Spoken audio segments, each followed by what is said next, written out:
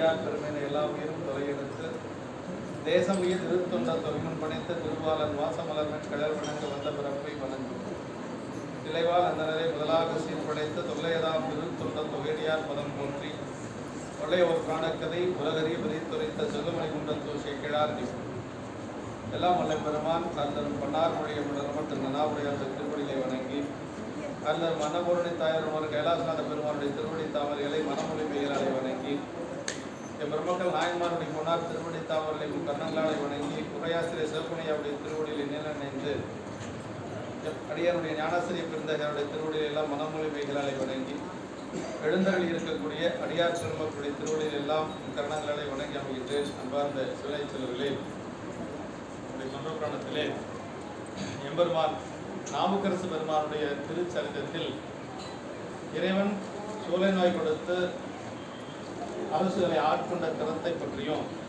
அதே மாதிரி அரசுகள் சூளை நோயோடு கூற்றாயினவாறு பதிகம் பாடி அதற்கு பிறகு இறைவனே அவருக்கு மருள் நீக்கியாராக இருந்த பெருமானுக்கு திருநாவுக்கரசு என்று சொல்லக்கூடிய அந்த ஒரு திருநாமத்தை வழங்கிய பாங்கினை எல்லாம் சென்ற வகுப்பில் சிந்திச்சோம். மேவுற்ற இவ்வேளையில் நீடிய சீர் வீரட்டம் அமர்ந்துகிறான் அருளால் பாவுற்றது செந்தமிழின் பதியல் தொடை பாடிய பான்மையினால் நாவுக்கரசு என்று உலக ஏழிலும் நல்ல நாமம் நயப்புறம் நன்னுக என்று யாவர்க்கும் வியப்புறம் அன்று குறைவானிடையே ஒரு வாய்மை எழுந்தது அதுவே என்று சொல்லி சேக்கிழார் பெருமான் அந்த இடத்த ஒரே ஒரு பதிகம் தான் பாடியிருக்கிறார். அந்த ஒரு பதிகத்தை கேட்டவுடனே பெருமான் அவருக்கு நாவுக்கரசு என்று சொல்லக்கூடிய திருநாமத்தை கொடுத்ததாக நமக்கு சேக்கிழார் பெருமான் இதில் அருளுகின்றார். அப்படி அந்த நிலையிலே நாவுக்கரசு பெருமான் இப்போ இங்கேயே இருந்துடுறார். நம்முடைய திருஅதிகையில தன்னுடைய தமக்கையாருடைய ஒரு அருளினாலே அவர் உழவாரப்பணி செய்து கொண்டு பதிகம் பாடி கொண்டு அங்கேயே அப்படி இருந்துடுறார். அப்படி இருக்கின்ற பொழுது அங்கே இருக்கக்கூடிய சமணர்கள் எல்லாம் என்ன நினைக்கிறாங்க அப்படின்னா, தர்மசேனர் நம்முடைய சமயத்தை விட்டு சைவ சமயம் சார்ந்து விட்டால் அதனால நம்முடைய சமயத்துக்கு ஒரு தாழ்வு வந்துவிடும் என்று சொல்லி இதை எப்படியாவது ஒரு சூழ்ச்சி செய்யணும் என்று சொல்லி எல்லாரும் ஒரு திட்டம் போடுறாங்க. திட்டம் போட்டு அதற்கு பிறகு அரசனிடத்தில் சென்று அவர்கள் என்ன சொல்றாங்க அப்படிங்கிறதெல்லாம் நமக்கு இன்று நம்முடைய சிந்தனையாக இங்கே இருக்கிறது. 79வது திருப்பாடல் 78 பார்க்கணும். 78 ஒரு பாட்டு. மெய்மெய் பணி செய்த இருப்பதனால் பின்னோர் தனி நாயகனார் கலலில் தம் இச்சை நிரம்ப வரம் பெறும் அத்தன்மை பதிமேவிய தாவதியார் பொய்மை சமய பிணிவிட்டவர் முன் போதும் பிணிவிட்டருளில் பொருளாம் எம்மை பணிகள் கருணை திறம் இங்கு யார் பெற்றனர் என்ன இறைஞ்சினரே. அதாவது பின்னோர் தனி நாயகனார் கலையில் பெருமானுடைய திருவடியிலே தேவர்க்கெல்லாம் தனி முதல்வராகி வீரட்டேனேஸ்வருடைய திருப்பாதங்களில் தேவர்களுக்கெல்லாம் தலைவனாக இருக்கக்கூடிய அந்த திரு வீரட்டானேஸ்வர பெருமானுடைய திருவடிகளிலே விழுந்து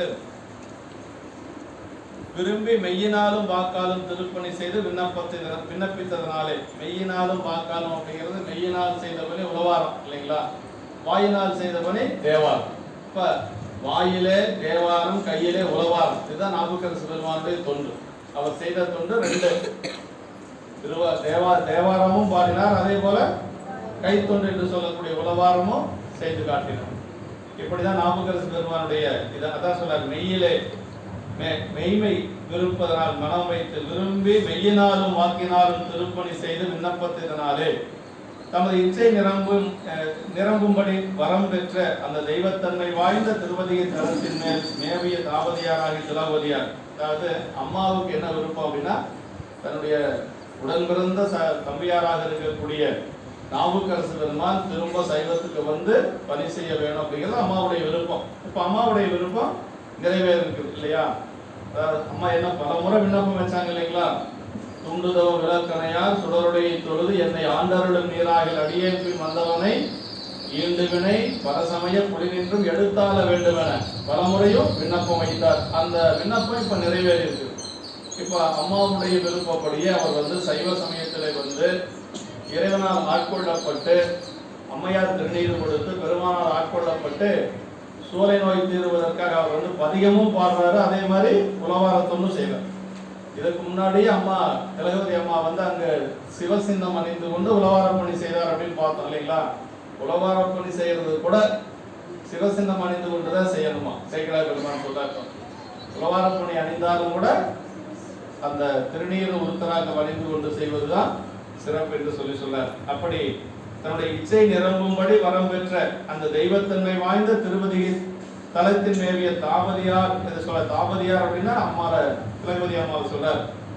அப்படி அம்மா பொய்மையாகிய சமண சமய தொடக்கினை விட்டு அவருடைய தம்பியார் அந்த பொய்மையாகிய சமண சமய தொடக்கை விட்டு தம்பியாராக இருக்கக்கூடிய நாவுக்கரசு பெருமான் இறைவன் திருமுன்பு புகுவதற்கு ஏதுவாக சூளை நோயினை ஏவி விடுத்து அருளி.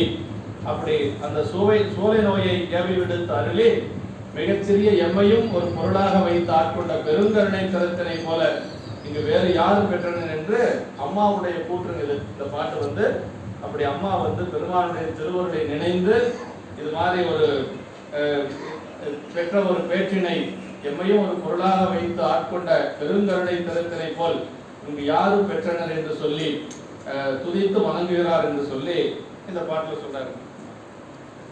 இப்படி மெய்மை பணி செய்த விருப்பதனால் மெய்மை பணி அப்படின்னா உடம்பினால் செய்த பணி ஒன்று, இன்னொன்னு வாக்கினால் செய்த பணி என்று சொல்லக்கூடிய தேவாரம் பாடுவது என்று சொல்றார். தம் இச்சை நிரம்ப வரம் பெறும் என்று சொன்னார்.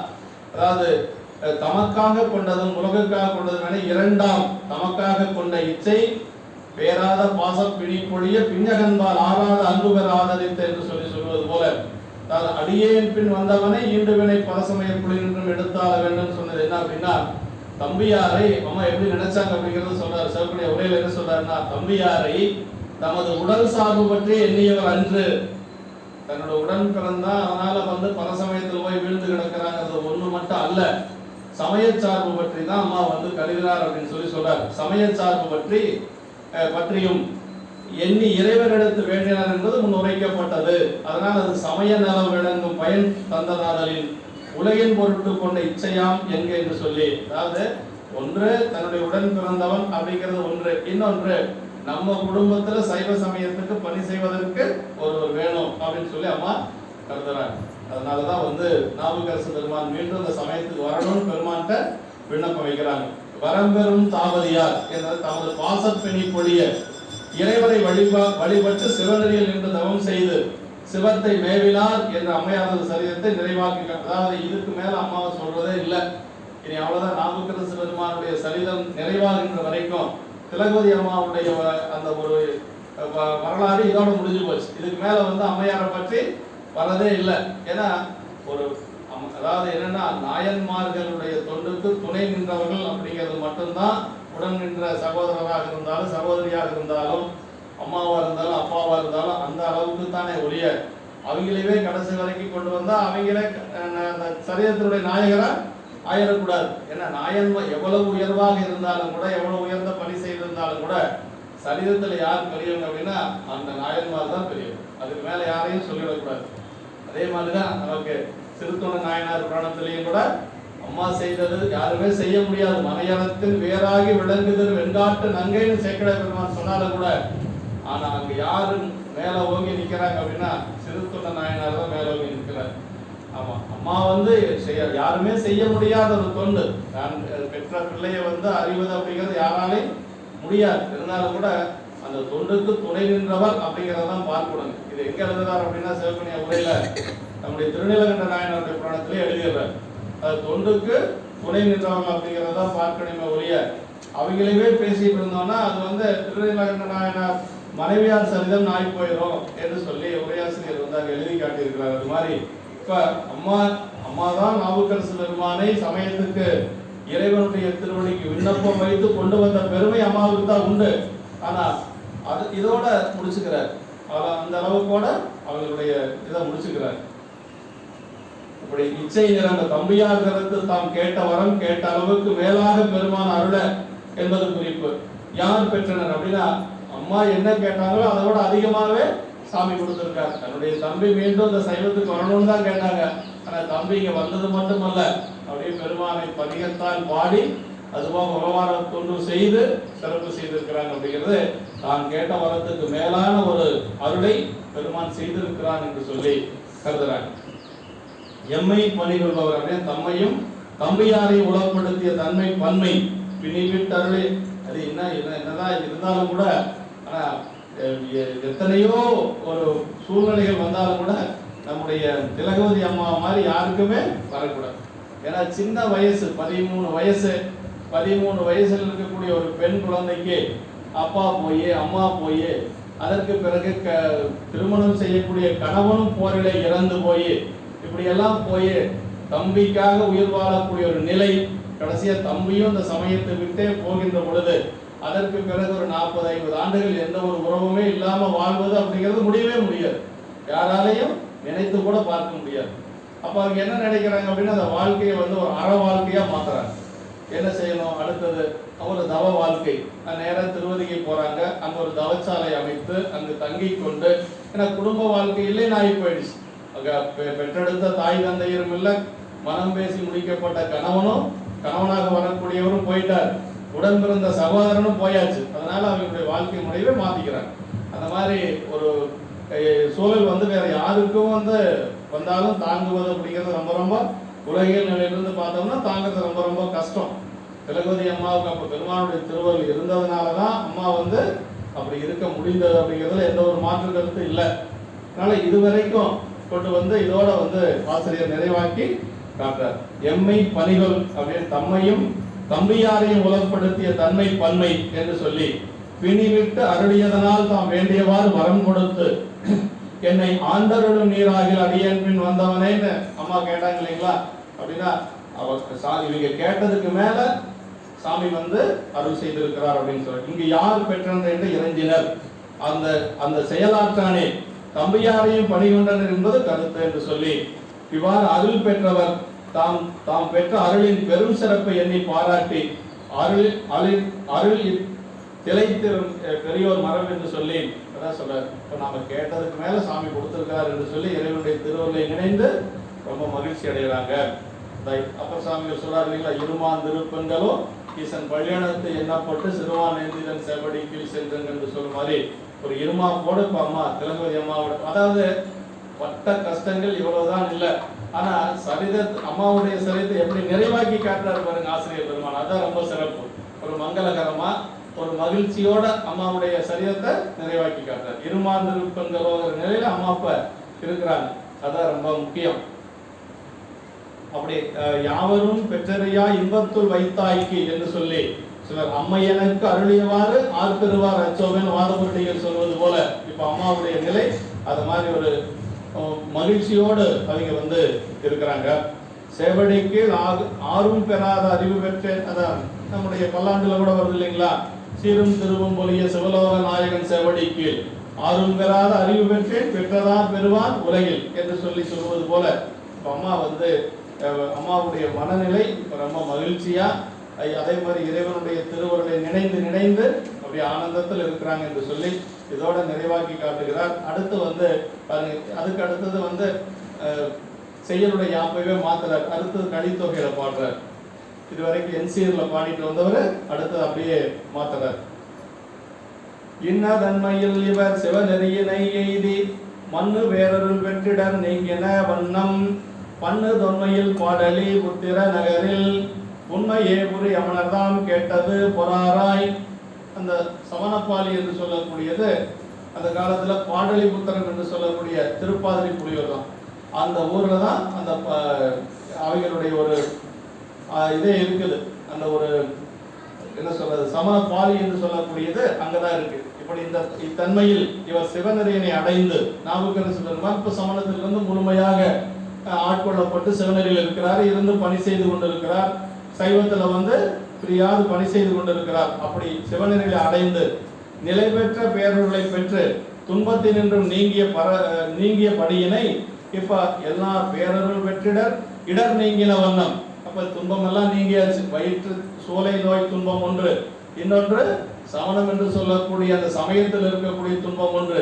இப்படி எல்லா துன்பமும் நீங்கி இப்ப எப்படி இருக்கிறாரு? அப்படி சைவ சமயத்துல பெருமானுடைய திருவருள் பேரின்பத்தில் திளைத்து இருக்கிறார் நாவுக்கரசு பெருமான். அந்த நிலையில் இருக்கிறார்.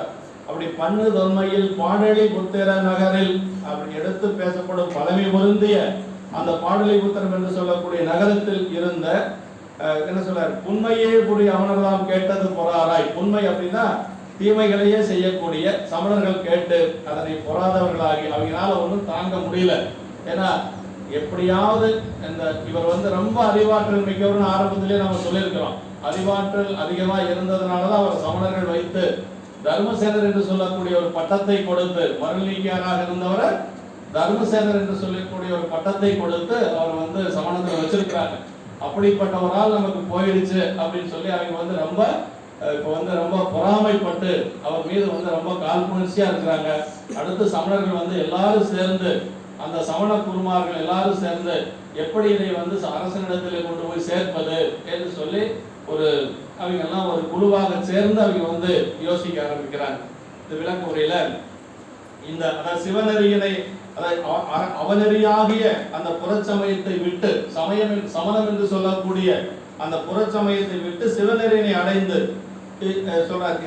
அதாவது இப்படி இருக்கிறதுனால சிவநெறி உலகில் வளரும் எல்லா சமய நெறிகளும் அருள் நெறிகளை என்றும் பெயரால் மட்டும் வேற்றுமைப்படுவன என்றும் முடிவில் எல்லாம் ஒன்றே என்றும் நாயனார் முதல் தாம் பெற்றோருடைய உலக வழக்கு சைவ நெறியில் நின்று அதனில் அருள் விளங்காமையால் சமணம் இப்படி எல்லாம் எல்லாரும் சொல்லுவாங்க. அப்படி சொன்னாலும் அது ஏற்றுக்கொள்ளக்கூடிய கருத்து இல்லை. நமக்கு உலகத்துல சிறந்த நெறி அப்படின்னா சிவநெறி ஒன்றுதான். ஏனென்று சொன்னால் சேக்கிழார் பெருமான் ஆரம்பத்திலே சொன்னாருங்க, பொருட்சமய முதல் சைவ நெறி தான் பெற்ற புண்ணிய கண்ணிரண்டும். அந்த முதல் சந்திப்புல 3 உவமைகள் சொல்றாரு இல்லைங்களா? அப்ப சொல்றாரு பொருட்சமய முதல் சைவ நெறி தான் பெற்ற புண்ணிய கண்ணிரண்டு. அப்ப அந்த பொருட்சமயம்னா என்ன அப்படிங்கிறதுக்கு சிவப்பினிய உரை சொல்லுகின்ற பொழுது சமயங்களுக்கெல்லாம் பொருளாக இருக்கக்கூடியது சைவ சமயம் அப்படிங்கிறார். எல்லா சமயத்தினுடைய கருத்துக்களும் சைவ சமயத்தில் அடங்கும், ஏதாவது ஒரு இதுல அடங்கும். ஆனா சைவம் எதுலையும் அடங்காது. அப்ப பிற சமயங்களுக்கெல்லாம் பொருளாக இருப்பது சைவ சமயம் அப்படிங்கிறது தான் பெரியவங்க சொன்ன ஒரு உண்மை.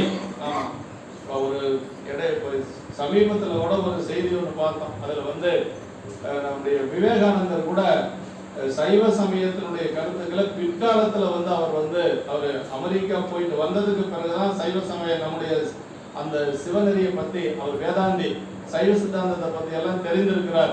ஞானசம்பந்தரை பத்தி ரொம்ப அதிகமா தெரிஞ்சிருக்கிறார். அதற்கு அவர் சொன்னாராம், போறதுக்கு முன்னாடி இதெல்லாம் தெரிஞ்சிருந்தா அங்க உரையாற்றியது நான் வேற மாதிரி உரையாற்றி இருப்பேன் அப்படின்னு சொல்லியதாக ஒரு செய்தி இப்ப வந்ததுங்க. அப்ப ரொம்ப உயர்ந்த ஒரு நெறி எது அப்படின்னா நமக்கு நம்முடைய சைவ நெறி தான். சைவ நெறி என்று சொல்லுவது என்ன அப்படின்னா, அதாவது சித்தாந்த சைவம் சொல்றோம் இல்லைங்களா, அதுதான் முப்பொருள் உண்மைகளையும் சொல்லக்கூடியது. நம்முடைய திருமுறைகள், நம்முடைய சாத்திரங்கள், இதுதான் உயர்ந்த ஒரு நெறியை சொல்லக்கூடியது. சாத்திரமும் திருமுறையில எந்த இடத்துலயும் வேறுபாடு இருக்காது. எந்த ஒரு இடத்துலையும் முப்பொருள் உண்மைகளுக்கு மாறுபட்டு திருமுறைகள் எங்கேயுமே வராது. ஆனா திருமுறை பார்த்து, அதாவது திருமுறை சைவ சித்தாந்தத்தை படிச்சு நம்மளுக்கு ஆகமத்தை படிச்செல்லாம் நம்ம அனுபவங்கள் யாரும் பாடல. ஆனா அதான் பெரியவங்களுடைய கருத்துக்கள் எப்பொழுதும் மாறவே மாறாது. அது பிற்காலத்துல அவர் ரொம்ப வருத்தப்பட்டதாக சொல்லுவாங்க. விவேகானந்தர் சைவ சித்தாந்தம் இந்த சமய கருத்துக்களை எல்லாம் தெரியாம போயிட்டு வருத்தப்பட்டதாக சொல்லுவாங்க. இப்படி எல்லாம் இருக்கு கருத்து. அது மாதிரி சிவநெறி என்று சொல்லக்கூடியதுதான் உயர்ந்த நெறி. அதாவது பொருட்சமய சைவ நெறி என்று சொல்லக்கூடியது நம்முடைய சிவநெறி தான் என்று சொல்லி சொல்றாங்க. இறைவன் ஒருவனே அப்படிங்கிறது பெருமான் தான். இறைவன் பெருமான் தான். மற்றது எல்லாமே ஆன்ம வர்க்கங்கள் அப்படிங்கிறது எந்த ஒரு மாற்று கருத்தும் இல்லை. மூவர் சொல்றோம் இல்லையா, அதாவது நம்முடைய பிரம்மா, விஷ்ணு, அந்த சொல்லுவோம் இல்லையா,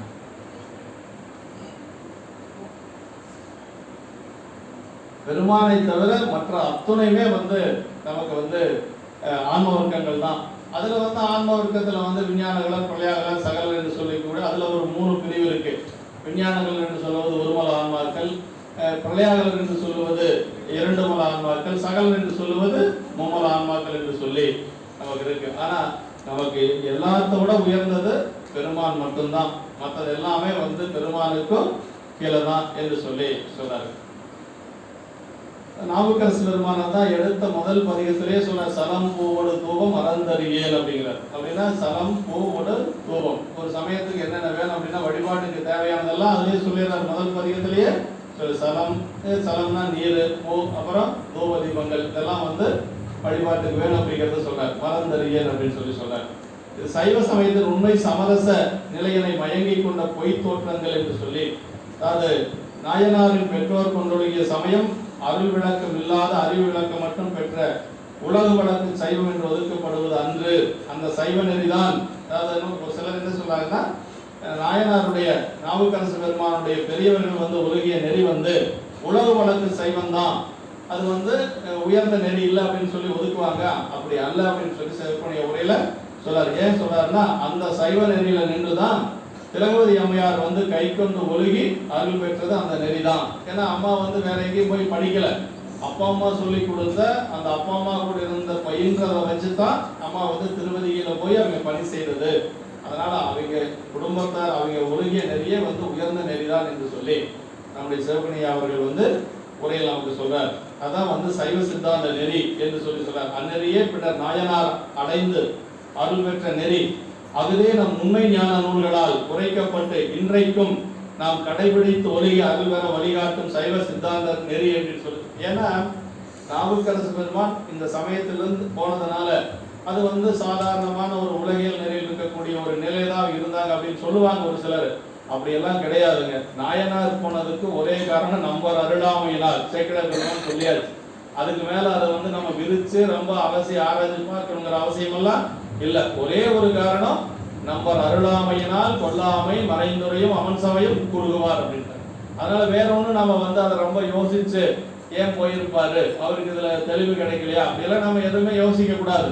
அதான் நம்முடைய பிள்ளையார் சொல்வது போலத்தான், ஆட்பால் அவர் கருளும் வண்ணமும் ஆதிமான்பும் கேட்பான் புகழ் அளவில்லை கிழக்க வேண்டான்ட்டார். பெரியவங்கெல்லாம் ஏன் இப்படி இருந்தாங்க அப்படி இருந்தாங்க அதெல்லாம் நம்ம ஆராய்ச்சி எல்லாம் செய்யக்கூடாது.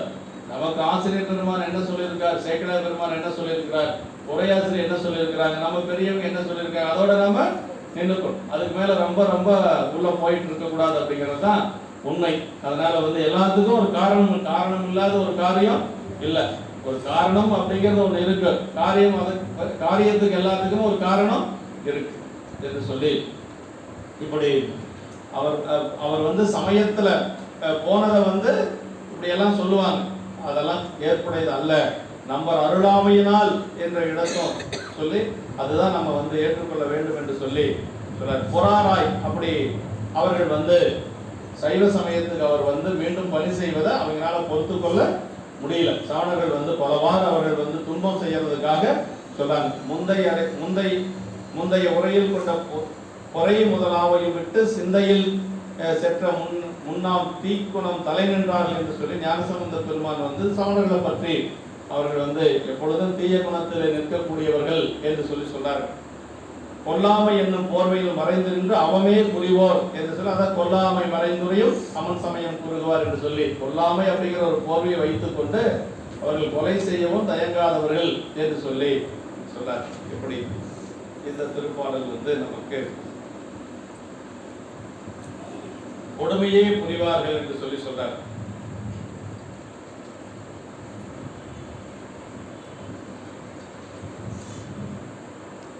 தர்மசேனருக்கு வந்த அத்தடுப்பரும் சோலை ஒருவராலும் இங்கு ஒளிந்திடாமையின் அவர் உய்ய போய் பெருகு செய்வராய் பெயர்ந்ததம் பிணியொழிந்து உய்ந்தார் மறுவு நம்பெரும் சமயம் வீழ்ந்தது என மருள்வார். என்ன நினைக்கிறாங்கன்னா, நாவுக்கரசு பெருமான் போனதுனால நம்முடைய சமயமே வீழ்ந்தது அப்படின்னு சொல்லி நினைக்கிறாங்க. ஏன்னா அவரைத்தான் நம்பி இருந்திருக்கிறாருன்னு தெரியுது இல்லையா. அவர் நம்பித்தான் சமயத்தை வளர்க்கணும் அப்படிங்கிறது அவர்களுடைய ஒரு நிலைப்பாடு. அதனால அவர் போனதுனால நம்ம சமயம் முடிஞ்சிருச்சு அப்படின்னு சொல்லி நினைக்கிறாங்க. தர்மசேனருக்கு வந்த தடுப்பரும் சோலை, தர்மசேனருக்கு வந்த அந்த தடுத்தற்கரை சோலை இங்கு ஒருவராலும் நீங்காமையால், யாரும் அவங்க சமண குருமார்கள்லாம் பலவாறு முயற்சி பண்ணாங்க, ஆனா அவங்களால அதை தீர்க்க முடியல. அவங்களும் மந்திரத்தை எல்லாம் சொன்னாங்க, என்னென்னமோ பண்ணினாங்க, ஒன்றும் செய்ய முடியலை. அப்படி உய்யும் பொருட்டு ஒருவராயினும் ஒளிந்திராவையில் அவர் உய்ய போய் அப்படி உய்யும் பொருட்டு அவர் சென்று பெருகு சைவராகி பெயர்ந்து தம்முடைய பிணை நீங்கி உய்தி அடைந்தனர் என்று சொல்லி, அப்படி உய்தி அடைந்ததனால மறுகுணம் பெரும் சமயம் வீழ்ந்தது என மறுவார்னா ரொம்ப பயந்துட்டாங்கன்னு அர்த்தங்க. என்ன சொல்ற, நம்முடைய சமயம் பொருந்திய நமது பெரும் சமயம் வீழ்ந்து பட்டது என்று மறுவாராகி கொஞ்சம் அவங்க பயந்துட்டாங்க அப்படின்னு சொல்லி இந்த இடத்துல சொல்றாருங்க. அதாவது தர்மசேனர்னா சமணர்கள் அவருக்கு வைத்த ஒரு பெயர் தர்மசேனர் என்று சொல்லி சொல்றார். அது தடுப்பெரும் சோலை என்று சொல்லி சொல்றார். உய்ய அவர் போய் நாம் உய்வதன்றி அரசனும் உலகமும் உய்ய. இந்த இடத்துல உய்யன்னு சொன்னதை அவர் மட்டும் உய்வடையல, அந்த அரசனும் உய்வடைந்தான், அதே போல சைவ உலகமும் உய்வடைந்தது என்று சொல்லி சொல்றாரு. போய் சைவராய் பெயர்ந்து சமணத்தை விட்ட நிலைகளை பெயர்தல், சைவராகி சமணத்திலிருந்து சைவராக மாறியது, அதான் பெயர்தல் அப்படின்னு சொல்லி சொல்றாங்க. பிணி ஒழிந்து இருந்த அந்த சூளை நோயும் ஒழிந்து விட்டது என்று சொல்லி சொல்றாரு. பெருகு சைவம் அப்படின்னா தாழ்வுறாது ஓங்கும் வேல்வரும் சரிதம். அதாவது பெருகு சைவம்னா என்றைக்கும் தாழ்வுறாது வளர்ந்து கொண்டே இருக்கக்கூடிய சைவம், அதான் பெருகு சைவம் அப்படின்னு சொல்லி சொல்றாங்க. பெருகு என்றதனால் முன்போல் அன்றி அதனில் பெருகி மிக்க நன்மையுடன் சமய ஆசாரியத்தன்மை வாழ்ந்தவரா என்பது குறிப்பு. இப்ப முதல்ல ஒரு சாதாரணமா சைவத்துக்கு வர்றாரு. இப்ப எப்படி எந்த நிலையில் இருக்கிறாரு, ஒரு ஆச்சாரிய தன்மையில அவர் இருக்க போறாரு. ஏன்னா பரமாச்சாரியார் அப்படின்னு சொல்லி சொல்றோம் இல்லைங்களா, நமக்கு மூவர் பெருமக்களும் பரமாச்சாரியார், அது ஒரு நிலை சேர்த்துனா 4 பரமாச்சாரியார். நம்முடைய ஞான சம்பந்த பிள்ளையார், நாவுக்கரசு பெருமாள், நம்பி ஆரூரர், நாம் மூவர் பெருமக்களுமே நமக்கு பரமாச்சாரியார்கள் என்று சொல்லி சொல்றார். மறுவு வீழ்ந்தது, மறுவுனா அவர் சேர்ந்து அவரால் ஆக்கம் படைத்திருந்த அந்த அவர்களது வாக்கில் நின்று வரும் அவச்சொல் அப்படின்னு சொல்லி சொல்றார். அவர்களுடைய திருவாக்கள் நம்ம சமயம் வீழ்ந்துருச்சு என்று சொல்லி அவர்களே சொல்லக்கூடிய நிலைக்கு அவங்க இப்ப தள்ளப்பட்டிருக்கிறாங்க. அப்ப நாவுக்கரசு பெருமானத்தான் அவர்கள் ஒரு குருமாராக வைத்து இருந்திருக்கிறாங்க. மலையும் பல் சமயங்களும் வென்று மற்றவரால் நிலையும் பெற்ற நெறியினில் அழிந்ததென்று அலுங்கி கொலையும் பொய்மையும் இளம் என்று கொடுந்தொழில் புரிவோர் தலையும் பீழியும் தாழ ஒரு சிறை சார்ந்தார். எல்லாரும் ஒன்று சேர்ந்தாங்க, சமணர்கள் எல்லாரும் ஒன்று சேர்ந்து இதுக்கு என்ன செய்யலாம், அரசன் போய் எப்படி சொல்லலாம் அப்படிங்கறத அவங்களுக்குள்ள ஒரு ஆலோசனை பண்றாங்க. ஏன்னா அரசனுக்கு எப்படி சொன்னா கோபம் வரும் அப்படிங்கிறது. அரசன் நம்முடைய மங்கையர்க்கரசியாருடைய அந்த கணவனாரிடத்துல போய் சமணர்கள் அப்படி சொன்னது அவருக்கு கோபம் வர மாதிரி சொன்னாங்க. ஆவதொன்று அதுவேயாக அதையிலேயே விரைந்து முடிப்பீர் என்று சொல்லி சொன்னார். அதாவது என்னன்னா, இவங்க போய் என்ன சொன்னாங்கன்னா, அவங்க சமணத்தை நிந்தனை செய்து சைவர்கள் எல்லாம் ஒன்று சேர்ந்து இருக்கிறாங்க. அதனால அவங்க தங்கி இருக்கக்கூடிய மடத்துக்கு ஒரு தீ மூட்டுவது போல ஒரு மந்திரத்தை சொல்லலாம் அப்படின்னு சொல்லி சொல்றாங்க. இவங்க மந்திரத்தை தான் சொல்றேன்னு அரசன்கிட்ட சொல்றாங்க. அப்புறம் அரசன் என்ன சொல்றாரு, ஆவதொன்று அதுவேயாக அதனையே விரைந்து முடிப்பீர் அப்படின்னு சொல்லிடுறாரு. கொஞ்சம் அவசரத்துல சொல்லிடுறாரு. அப்படி சொன்ன உடனே இவங்க போய் மந்திரத்தை சொல்றாங்க. தீயெல்லாம் ஒன்றும் பற்றுவது இல்லை. ஏன் பற்றல, அங்க ஏற்கனவே அவங்க என்ன மந்திரம் சொல்லிட்டு இருக்கிறாங்க, நமக்கு நமசிவாய மந்திரத்தை சொல்லிட்டு இருக்கிறாங்க இல்லைங்களா. அதனால அங்க தீ எதுவும் மூட்ட முடியல. அதனால உண்மையாகவே தீ மூட்டுறாங்க. நமக்கு அந்த இடத்தை சேர்க்கிறார் நான் சொல்லுகின்ற பொழுது இந்த மந்திரத்தை சொல்லுவாங்க. ஆதி மந்திரம் அஞ்செழுத்து ஓதுவார் நோக்கில் மாதிரத்திலும் மற்ற மந்திர விதி வருமே அப்படின்னா வேற மந்திரம் எதுவும் அங்க பலிக்காதுன்னு அர்த்தம். ஆதி மந்திரம் அஞ்செழுத்து ஓதுவார் அப்படின்னு சொல்லி சொன்னார் சேக்கிழார் பெருமாள். அதனால அவங்க தீயை மூட்டுறாங்க. அந்த தீ பாண்டியனை சென்றடையுது. அதெல்லாம் அந்த சரீரத்துல ரொம்ப விரிவா சொல்லப்பட்டிருக்கு. அது மாதிரி இங்க எப்படி சொன்னா அரசனுக்கு கோபம் வரும் அப்படி சொல்லலாம்னு அவங்க ஆலோசனை பண்றாங்க. இந்த இடத்துல மாறுபடும் சமயம் பல சமயங்களையும் வென்று மற்ற அவரால் நிலைக்கவும் பெற்ற இந்த சமண நெறி இனி அழிவுபட்டதாகும். அதாவது மாறுபடும் பல சமயங்களை வென்று மற்றவரால் நிலைக்கவும் பெற்ற அப்படின்னா சமணத்திற்கும் வேறொரு மதத்திற்கும் ஏதாவது ஒரு வாதம் அப்படின்னா இவர் தான் முன்னாடி போய் நின்று அந்த வாதத்துல பேசி ஜெயிச்சிருக்கிறார். இவரை முன்னாடி நிறுத்தித்தான் மற்ற நெறிகளை எல்லாம் வென்று இருக்கிறாங்க அவங்க. இனி அதுக்கு ஒரு ஆள் இல்லாம போயிடுச்சு அப்படின்னு சொல்லி அவங்க வருத்தப்படுறாங்க. அதான் சொல்றாங்க, அது மாறுபடும் பல சமயங்களையும் வென்று மற்ற அவரால் நிலைக்கவும் பெற்ற இந்த சமண நெறி இனி அழிவுபட்டதாகும் என்று வருந்தி நாம் கொலை புரிவதும் பொய் புரிவதும் இல்லோம் என்று சொல்லிக்கொண்டு கொடுமையினையே புரிவோர்களாகி தமது மயிர் பறித்த தலைகளையும் கை கொண்ட மயில் பீழியும் தாள வந்து ஒரு சிறை சார்ந்தனர். எல்லாரும் ஒன்று சேர்ந்து ஆலோசனை செய்ய போறாங்க, என்ன செய்யலாம், அப்படி எப்படி சொன்னா அரசனுக்கு கோபம் வரும் அப்படிங்கறத அவங்க யோசிச்சு ஒரு முடிவு செய்ய போறாங்க. இனி அழிந்தது அப்படின்னு சொல்றாங்க. அப்படின்னா நம்ம சமயம் இனி வீழ்ந்தது, இது மாதிரி ஒருவர் இனிமேல் கிடைக்கிறது அரிது என்று சொல்லி சொல்றாங்க. ஏன்னா சின்ன வயசுலயே அவருக்கு நல்ல ஒரு அறிவாற்றல் மிக்கவர் நம்முடைய நாவுக்கரசு பெருமான். அதனாலதான் பல சமய நூல்களை எல்லாம் கற்று அவர் நம்முடைய சைவ சமயத்திலேயே கொல்லாமை இருக்கு, ஆனா சமயத்தில் இருக்கக்கூடிய கொல்லாமை மட்டும்தான் அவருக்கு தெரியுது. அதுக்கு காரணமா சொல்லிட்டார் சேக்கல பெருமான், நம்ம அருளாமையினால் அப்படின்னு சொல்லி அது மாதிரி இப்ப சொல்ற இனி அழிந்தது என்று சொல்லி நினைக்கிறாங்க. கொடுமையே புரிவோர், கொடுமைகளாகிய கொலை செயலையும் அந்த பொய்மை சொல்லையுமே புரிந்து கொண்டிருக்கக்கூடியவர் என்று சொல்லி, அதாவது வெளியில பார்த்தா அவர்கள் எறும்பு கூட மிதிக்க மாட்டாங்க, அப்படி மயில் பீழகி கொண்டு அப்படி தடவி கொண்டே போவாங்க. ஆனா நாவுக்கரசு பெருமானுக்கு பால் சோத்துல விஷம் கலந்து கொடுப்பாங்க, சுண்ணாம்பு காலவாயில கொண்டு போய் போடுவாங்க, யானையை விட்டு கிடறு செய்வாங்க, இதெல்லாம் செய்வாங்க. ஆனா அந்த எறும்புகள் எல்லாம் செத்து போயிடக்கூடாது. இதுதான் அவங்களுடைய கொல்லாமைங்கிற ஒரு கருத்து. அதான் கொல்லாமை மறைந்துரையும் அவன் சமயம் என்று சொல்லி சேக்கல பெருமான் அங்க சொல்றார். தலையும் பீழியும் தாழ வந்து மயில் பறித்த தலையும், அவங்க முடியெல்லாம் என்ன செய்வாங்க, ஒவ்வொன்றாக பிடுங்கி கொள்வார்களாம். அப்படி மயில் பறித்த தலையும் மயில் பீழிகையும் சமணர்களுடைய சிறப்பு அடையாளங்களாதலின் அவை தாழ, அதெல்லாம் கீழே விழுந்துருச்சான். அதெல்லாம் விட்டுட்டு இப்ப அவர்கள் எல்லாம் ஒன்று சேர்ந்து இருக்கிறாங்க என்று சொல்றார். இவ்வகை பல அமரர்கள் துயருடன் ஈண்டி மெய் வகைத்திறம் அறிந்திடின் வெந்தனும் வெகுண்டு சைவனாகினம் விருத்தியும் தவிர்க்கும் மற்றினி நாம் செய்வது என் என வஞ்சனை தெரிந்து சித்திரிப்பார்.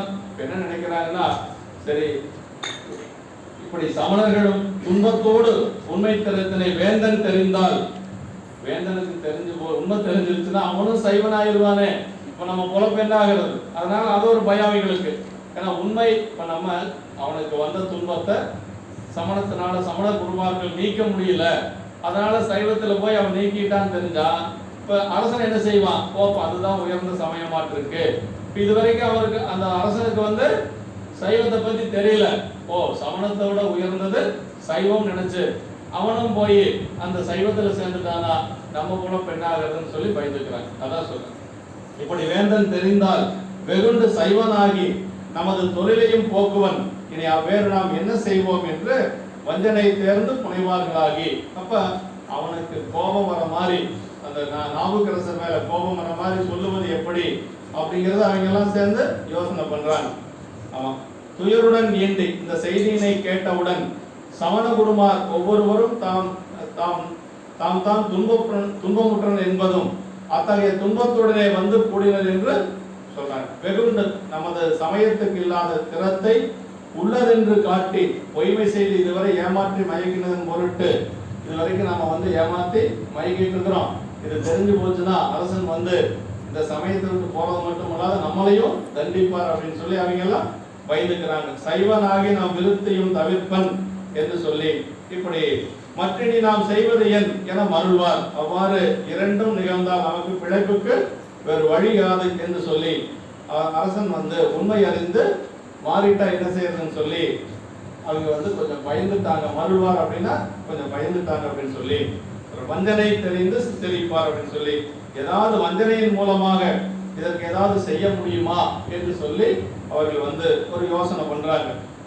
தவ்வை சைவத்து நிற்றலில் தருமசேனரும் தாம் பொய் வகுத்ததோ சூலை தீர்ந்திலது என போய் இங்கு எவ்வமாக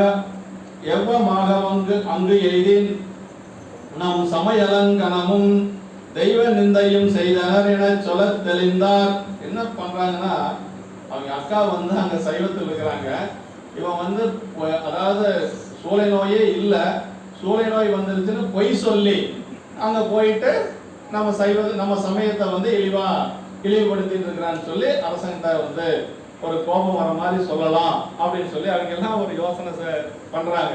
அவருக்கு வந்து சூளை நோயே வரல, ஆனா வந்ததுன்னு பொய் சொல்லி அங்க போய் அக்காவோட சேர்ந்துட்டு சைவத்தில் இருந்து நம்மளை நிந்தனை செஞ்சான்னு சொல்லி சொல்லலாம் அப்படின்னு சொல்லி அவங்க எல்லாம் யோசிக்கிறாங்க. அதாவது தமக்கையார் சைவத்தில் இருத்தலினாலே தர்மசேனரும் தாம் பொய்யாக உண்டாக்கி கொண்டது ஒரு சூளை நோய் இங்கு தீர்ந்தது என்று இங்கு கெடுதி உண்டாக அங்கு சென்று அதனால் நமது சமயலங்கனமும் நம் தெய்வ நிந்தையும் செய்தார் என்று சொல்வோம் என்று தெளிந்து கொண்டார்கள். பாருங்க, சமணத்துல கூட தெய்வ நிந்தனை செஞ்சான்னு சொன்னா அரசனுக்கு கோபம் வருங்கிற ஒரு கொள்கையா வச்சிருக்கிறானு பாருங்க.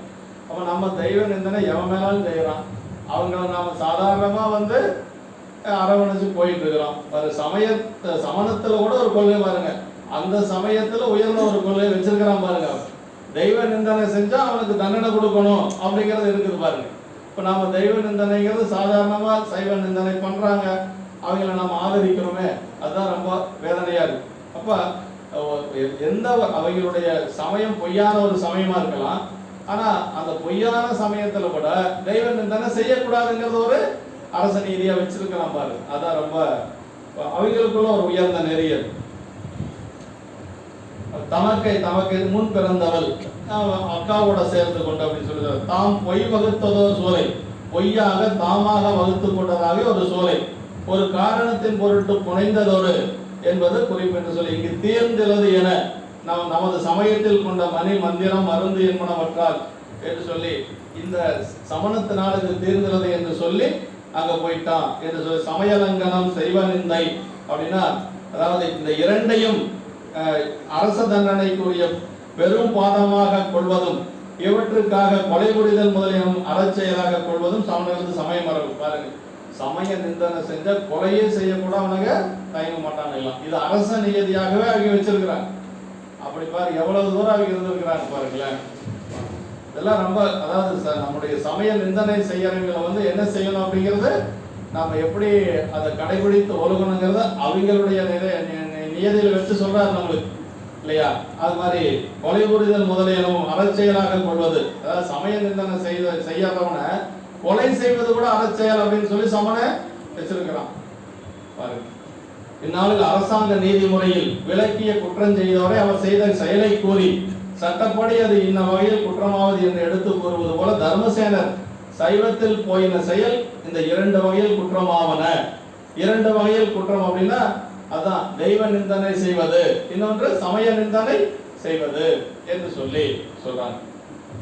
தெளிந்தார் வஞ்சனைகளில் ஏது செய்ய தகுதி என்று தேர்ந்தவர் இது செய்வோம் என்று தெளிந்தனர். இப்ப அவங்க தெளிவாயிட்டாங்க. இப்படி சொன்னா அரசன் வந்து கண்டிப்பா மன்னிப்பு கொடுக்க மாட்டாரு என்று சொல்லி அரசன் இப்படி சொல்லிடலாம் என்று சொல்லி முடிவு செஞ்சு இப்ப எல்லாம் சேர்ந்துட்டாங்க. இப்ப சேர்ந்து அவங்க எல்லாரும் சேர்ந்து அரசன்கிட்ட போக போறாங்க.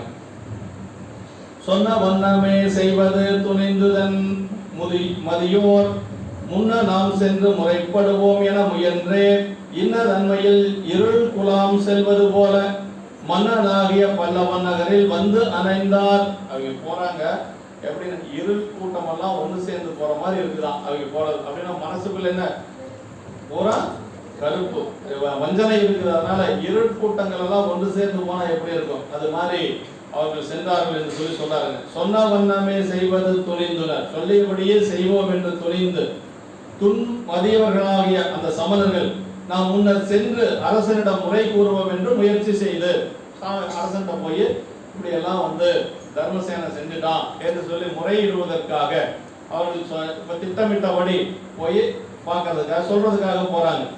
இத்தன்மையினால் இருள் கூட்டம் செல்வது போல சென்று அரசனாகிய பல்லவனது நகரத்தில் வந்து சேர்ந்தனர் என்று சொல்லி சொல்றாங்க. அப்ப இருள் கூட்டம்னு சொல்றார். இருள் கூட்டம் ஏன் சொன்னார் அப்படின்னா அவங்க மனசுல அந்த அளவுக்கு வஞ்சனையோடு அவர்கள் வந்து போறாங்க இல்லைங்களா. மைபோதி விளக்கே என்ன மனத்திலும் கருப்பு வைத்து பொய்த்தவ வேடம் கொண்டு புகுந்தனர் முத்தநாதன் அப்படின்னு சொல்லி சொல்றாங்க. அவன் மனசுல வந்து கருப்பு, ஆனா மைபுதி விளக்கு அப்படின்னா அந்த திருவேடம் இருக்குது பாருங்க, திருநீற்று ஒளி, அது விளக்குக்கு உதாரணம். அந்த திரி இருக்குது பாருங்க, அந்த திரியினுடைய கருப்பு அவனுடைய மனசுக்கு உதாரணம். அதாவது ரெண்டு ஒரே ஒரு பாடல்ல வந்து ரெண்டு இது, அதாவது என்ன சொல்றதுங்க, திருவேடத்துக்கும் அதையவே சொல்றாரு, அதே மாதிரி அவனுடைய மனசுக்கும் ஒளிக்கும் இருளுக்கும் ஒரே ஓமை சொன்னது சேக்கடார் பெருமான். ரொம்ப அந்த பாட்டுக்கு ஒரே சொல்லுகின்ற பொழுது சிவப்பணியை வந்து ரொம்ப ரொம்ப உயர்வா சொல்லுவார். இது மாதிரி உண்மை சொல்றது புலவர்களுக்கு ரொம்ப ரொம்ப ஒரு கடினமான ஒரு இலக்கு. இருளுக்கும் அதே உண்மை, ஒளிக்கும் அதே உண்மை. இருளுக்கு உண்மை அவனுடைய மனசு, ஒளிக்கோமை அந்த மேல பூசிருக்கக்கூடிய திருநீர். அதான் மைபுதி விளைக்கை என மனத்தில் கருப்பு வைத்து பொய்த்தவ வேடம் கொண்டு புகுந்தனன் முத்தநாதன் அப்படின்னு சொல்லி சொல்றாங்க. அது மாதிரி இங்க வந்து இருட்கூட்டங்கள் எல்லாம் ஒன்று சேர்ந்து எப்படி போகும் அது மாதிரி போறாங்களாம். ஏன் இருட்கூட்டம் சொன்னாரு அப்படின்னா அவங்க மனசுக்குள்ள அவ்வளவு வஞ்சனையோடு போறாங்க. அதனால வந்து வஞ்சனையை சொல்லுகின்ற பொழுது இருளாக சொல்லுவது ஒரு இலக்கிய சுவையோட இலக்கியத்தில் அப்படியெல்லாம் சொல்லுவாங்க. இப்படி இருள் கூட்டம் செல்வது போல சென்று அரசனாகிய பல்லவனது நகரத்தில் அங்க போய் இப்ப சேர்ந்துட்டாங்க என்று சொல்லி சொல்றாரு. சொன்ன வண்ணமே செய்வதை துணிந்து அப்படின்னாரு. என்ன அவங்க முடிவு பண்ணாங்களோ அதை சொல்லுவதற்காக இப்ப அங்க போயிட்டு இருக்கிறாங்க என்று சொல்லி சொல்றாரு. அப்படி உண்மை நிலை காண ஒட்டாது மறைத்தலால், பொருள்களின் உண்மை நிலை காண ஒட்டாது மறைத்தலால் வினையும் உருவம் பற்றி இருட்கொலாம் ஒரு இருட்கொலாம் செல்வது அப்படின்னு சொல்லி சொல்றாரு. திருவருட்பயனில் வருதுங்க, ஒரு பொருளும் காட்டாது இருள், இருபொருளும் காட்டாது இது அப்படின்னு சொல்லி சொல்றாங்க. அப்படின்னா ஒரு பொருளும் காட்டாது இருள் அப்படிங்கிறது என்னன்னா, அதாவது இந்த பௌதிக இருள் அப்படின்னு சொல்லி சொன்னோம் இல்லைங்களா. இப்ப இருட்டா இருக்குது, அந்த இருட்டுக்குள்ள இருக்கக்கூடிய பொருள் தெரியாது இல்லைங்களா, ஆனா இருட்டு தெரியும். இப்ப இங்க அங்க பார்த்தா அங்க பார்த்து ரொம்ப இருட்டா இருக்குது அப்படின்னு சொல்லி சொல்றான். பொருளை மறைச்சிருக்குமே ஒழிய இருள் அப்படிங்கிறது நமக்கு தெரியும். ஆனா நம்ம மனசுக்குள்ள இருக்கக்கூடிய ஆணவ மலம் இருக்குது பாருங்க, ஒரு பொருளும் காட்டாது அப்படின்னாரு. இருடன் நமக்கு ஆணவ மலம் இருக்கிறதுங்கிறது நமக்கு தெரியாது, உள்ள இருக்கக்கூடிய பெருமானையும் மறைச்சது. அப்ப இருபொருளும் காட்டாது இருள் அப்படிங்கிறது என்னன்னா நமக்கு இருக்கக்கூடிய ஆணவ மலம் தான். இவங்களுக்கு என்ன இருக்குது, அதை விட அதிகமா இருக்கு. அதான் திருவருட்பயனில் வந்து உமாதி சிவாச்சாரியார் அந்த 3வது அதிகரணத்துல இருள்மல நிலையில அப்படி சொல்றாரு. அப்ப எது ரொம்ப கடினமான இருள் அப்படின்னா உள்ள இருக்கக்கூடிய ஆணவம் என்று சொல்லக்கூடிய இருள் தான். இருக்கிறதும் தெரியாது, அந்த இருட்டாவது வெளியில் இருக்கக்கூடிய இருட்டாவது இருட்டு தெரியுது, பொருள் மட்டும்தான் மறைக்குது. இங்க பொருளும் தெரியாது, அதே மாதிரி மறைச்சிருக்கக்கூடிய இருளாக இருக்கக்கூடிய ஆணவமும் தெரியாது என்று சொல்லி சொல்றாரு. இருட்குலாம் செல்வது தற்குறிப்பேற்றாணி வஞ்சனையினை உள்ளே கொண்டு வெளியே விளங்க திருநீர் முதலிய சிவசாதனம் கொண்ட முத்தநாதனுக்கு இருளும் விளக்கமும் கொண்ட மைபுதி விளக்கினை ஓமித்தது. இத ஆசிரியர் ஐயா ஓவியா இங்க கொடுத்திருக்காரு. வஞ்சனை ஒன்றே கொண்ட சமணருக்கு இருள் ஒன்று. அதாவது முத்தநாதன் கூட திருநீரும் பூசியிருந்தா அதே மாதிரி உள்ளுக்குள்ள கருப்பு இருந்தது. ஆனா இங்க வந்து வஞ்சனை ஒண்ணு மட்டும்தான் அவங்களுக்கு இருக்குதான், யாருக்கு, சமணர்களுக்கு. அதனால இருட்டை மட்டும்தான் ஓமைய சொன்னார். அங்க வந்து ரெண்டையும் சொன்னார் இல்லையா, இருளும் ஒளியும் ரெண்டையும் சொன்னாரு. ஏன்னா அவன் பூசியிருந்த திருநீருக்கு வந்து ஒளிய சொன்னார். இங்க வந்து அவனுக்கு திருநீரும் பூசல, அதனால இருள் மட்டும் சொல்றாரு, இருட்குலாம் அப்படின்னு சொல்லி. அதாவது இடத்துக்கு தகுந்தார் போல ஓமை சொல்லுவது அப்படிங்கிறது ஆசிரியருடைய ஒரு கவி நயம். அங்க வந்து அப்படி சொன்னாரு. அதாவது ஒரு நாயனார கொலை செய்ய வரான், அப்படி வருகின்ற பொழுது திருநீர் பூசி வந்ததுனால அந்த திருநீருக்கு ஒரு ஓமை சொல்லாரு, அவன் மனசுக்கு ஒரு ஓமை சொல்லாரு. இங்க இவனுக்கு திருநீர் பூசல இல்லையா சமணர்கள், அதனால அவன் மனசுல வஞ்சனை மட்டும் வச்சிருக்கிறான். அதுக்கு தகுந்த மாதிரி இருட்குலாம் அப்படின்னு சொல்லி ஒரே ஒரு ஓமையோட முடிக்கிறார். இப்படி பல்லவன் நகர் அப்படின்னு சொல்லி சொன்னார். பாடலிபுத்திரத்தில் தங்குமிடம் அந்நகர் பெரிதாக அமைக்கப்பட்டிருந்தமையால் அரசனது அரண்மனை முதலிய அமைப்புகள் வகுத்த இடம் வேறு, சமணர்களின் பாலி பள்ளிகள் உள்ள இடம் வேறு என்று சொல்லி குடிகள் முதலிய, அதாவது அந்த திருப்பாதிரி குடிகள் வந்து எப்படின்னா பாடலிபுத்திரத்துல சமணம் அரண்மனை இருந்தது வேறு, குடிகள் தங்கி இருந்தது வேறு, இப்படி வெவ்வேறு தனித்தனியாக இடங்கள் வந்து அங்க இருந்திருக்கு அப்படின்னு சொல்லி சொல்றாரு. அந்நகர் புறத்து பள்ளிகளில் இருந்த அமன குருமார் அந்நகரில் மன்னவனது உள்நகரில் வந்து அணைந்தனர் என்று சொல்லி சொல்றாரு. அடுத்த திருப்பாட்டு. உடையொளிந்ததொரு பேச்சிடையின்றி நின்று முன்போர் கடை அணைந்தவன் வாயில் காவலருக்கு நாங்கள் அடைய வந்தமை அரசனுக்கு அறிவியும் என்ன இடையறிந்து புக்க வருந்தம் இறைவனுக்கு இசைப்பார். இறைவன்கிற இடத்துல அரசனுங்க. அதே மாதிரி நின்று உண்போர் அப்படின்னு சொல்லி சமணர்ல சொல்றாங்க. அவன் நம்ம எப்பொழுதும் சைவர்கள் வந்து நின்றுட்டு சாப்பிடக்கூடாது, அமர்ந்துதான் சாப்பிடணும். பஃபே சிஸ்டத்துல போய் தட்டுல வாங்கினாலும் கூட ஒரு இடத்துல உட்கார்ந்துதான் சாப்பிடணும். நின்று உண்போங்க. ஆமா, முதல்ல சொல்லியிருக்கிற மீனாட்சி அம்மா வந்தாங்கன்னா, ஈரோடு மீனாட்சி அம்மா யாராவது நின்று சாப்பிட்டு இருந்தாங்கன்னா அடியாருங்க நின்றுண்ணும் அமரர்களுக்கு வணக்கம் அப்படின்னு போயிட்டே இருப்பாங்க. அதனால நம்ம நின்று சாப்பிட கூடாது, அமர்ந்துதான் சாப்பிடணும். ஏன்னா இன்றைய காலகட்டத்தில் பவே சிஸ்டங்கிறது இல்லாம எந்த ஒரு நிகழ்வுமே இல்லை. அதனால அப்படி கொடுத்தாலும் கூட வாங்கிட்டு போய் அமர்ந்துதான் சாப்பிடணும். அப்படின்னு ஜெயராம் ஐயா யாருக்கும் தக்கல் கொடுக்க மாட்டாரு, இலை போட்டு தான் சாப்பிடணும். அவர் மாதிரி பண்றது சிரமங்க. ஆனா அப்படிதான் பண்ணுவார். ஒரு கூட்டம் நிறைய இருக்குதுங்க, சீக்கிரமா கொடுத்து அடியாருக்கு சாப்பிடுவாங்க அப்படின்னாலும் கூட அவர் தட்டல் கொடுக்க மாட்டார். இலை போட்டு இனிப்பெல்லாம் வச்சுதான், பொரியல் வச்சுதான் சாப்பிடணும். அதாவது அவர் எப்படிதான் செய்யணும் அப்படிங்கிறது ஒரு விதி. அடியார்களுக்கு இப்படிதான் உணவு கொடுக்கணுங்கிற விதி இருக்கு. நம்மளால எல்லாம் அது பின்பற்ற முடியல சூழ்நிலையின் காரணமா. ஆனா அவர் அப்படிதான் செய்யறாரு.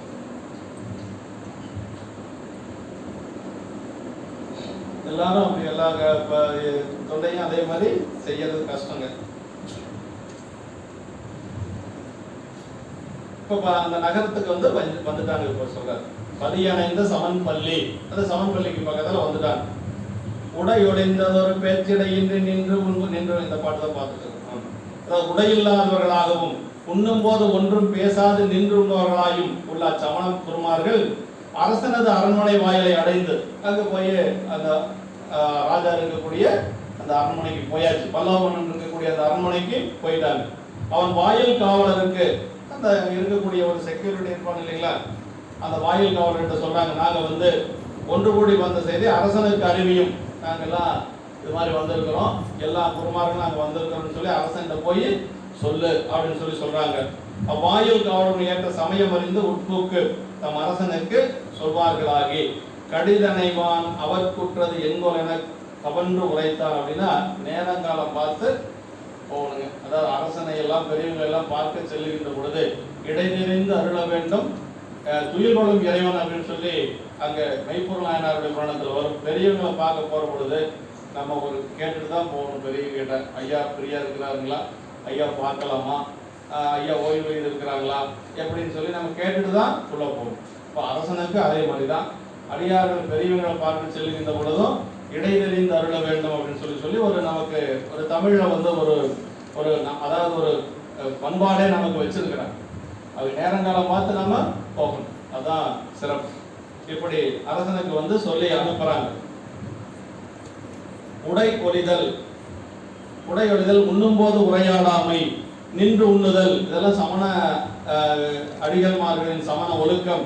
சைவ மரபினுள் விளக்கப்பட்டவற்றை நலமென்று கொண்டுள்ளவர் என்பது. சைவத்தில் நாம் எதெல்லாம் வேண்டாம்னு விளக்குறோமோ அதையெல்லாம் அவங்க நல்லதாக ஏற்றுக்கொள்வது அவங்களுடைய ஒரு பழக்கம். வாயில் காவலருக்கு, அங்க இருக்கக்கூடிய வாயில் காவலர்கிட்ட சொல்லி அனுப்புறாங்க. கூப்பி இசைப்பார் அப்படின்னா இடையறிந்து அறிவிக்க ஏற்ற சமயம் பார்த்து தக்க காலம் பார்த்து செய்தி அறிவித்தலே காரியம் நிறைவேற்றுவதற்கு உரியது என்று சொல்லி, அதாவது நேரம் பார்த்து சொல்றது அப்படிங்கிறது ஒரு நயம் இல்லையா. எல்லா நேரத்திலும் போய் எல்லாத்தையும் எல்லா பெரியவங்கிட்ட சொல்ல கூடாது. அந்த நேரம் பார்த்து சொல்லணும், ஐயா இப்படிங்க ஐயா அப்படின்னு சொல்லி அவங்களுடைய சூழலெல்லாம் பார்த்து அதற்கு தகுந்த மாதிரி நம்ம சொல்லுவதுதான் சிறப்பு. இசைப்பர் எதிர்கால வினைமுற்று சொல்லி இடை அறிந்து புக்கிசைப்பார். அரசனிடம் அணுக்கராயுள்ள வாயில் காவலர் மதியுடையவர்களும் சமணர் சார்புடையாரும் ஆதலின் அடிகன்மார் கருத்தை ஏற்குமாறு அரசனிடம் சொல்ல எண்ணி, எப்பொழுதுமே அரசன் அணுக்க தொண்டராக அணுக்க காவலராக வைத்துக் கொள்வது நல்ல ஒரு புத்திசாலியான ஒருத்தனை தான் வச்சிருப்பாங்க. தத்தனை போல மெய்ப்பொருள் நாயனார் எப்படி தத்தனை வச்சிருந்தார் அது மாதிரி வச்சிருப்பாங்க.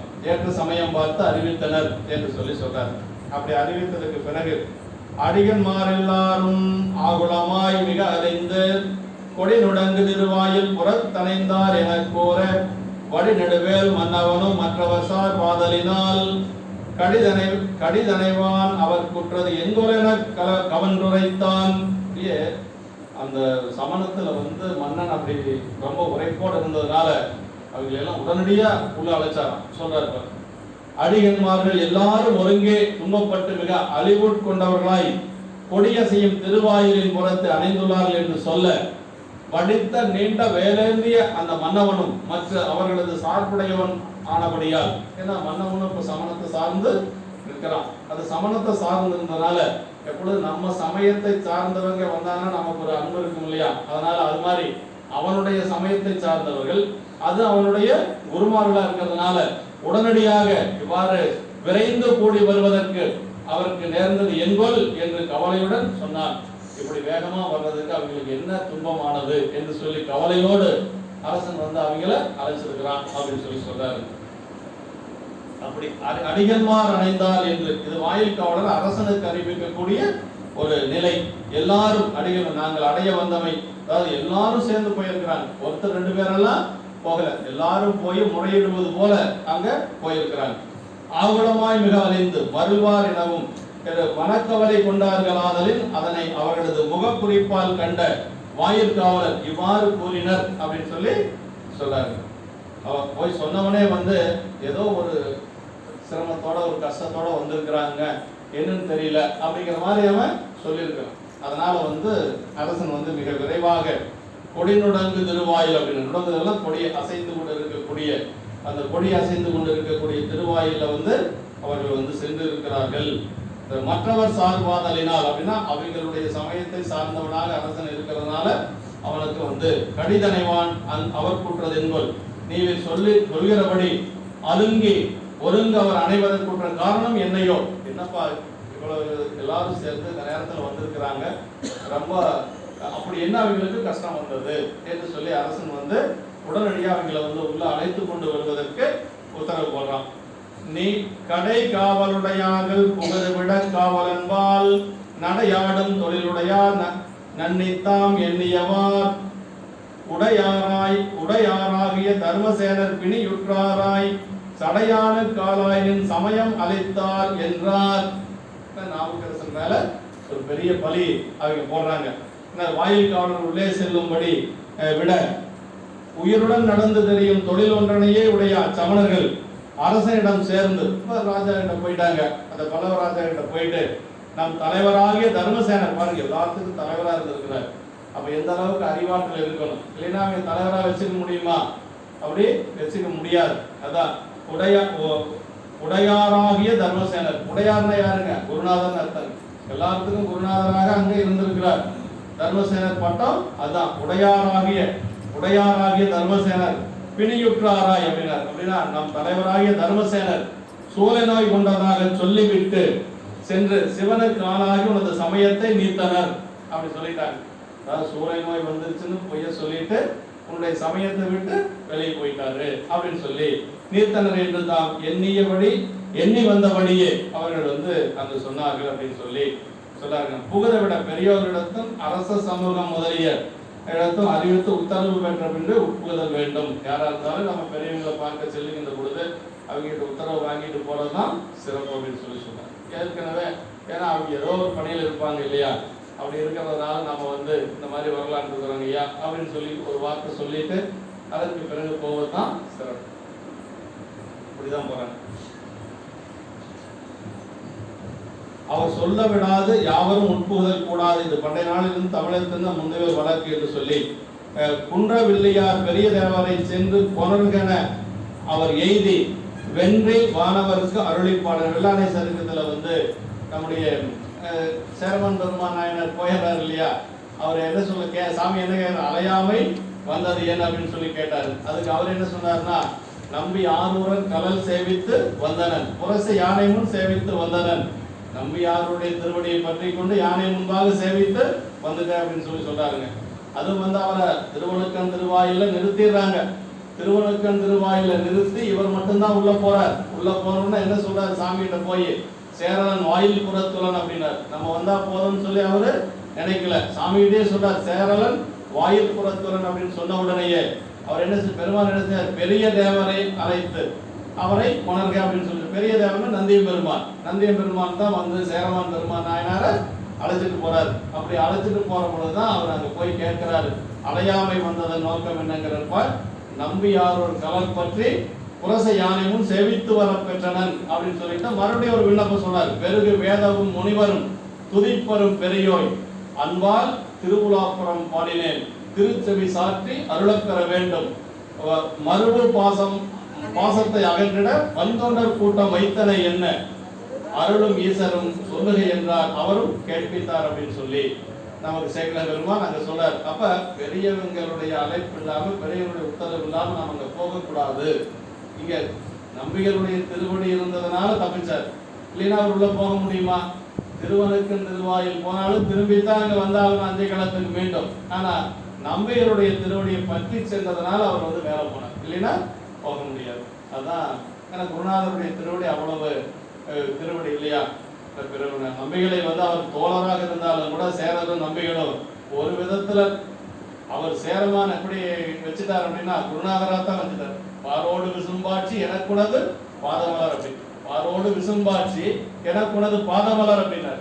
அவர் என்ன சொன்னார்? நீங்க ராஜாவா இருங்க, நாங்க உங்க திருவடிக்கு கீழே இருந்து பணி செய்யறோம்னு சொன்னார். யாரு? சேரர். ஆனா இவர் வந்து ஆரூர் பெருமானை பிரிந்து என்னால இருக்க முடியாதுன்னு சொல்லி வந்தார்.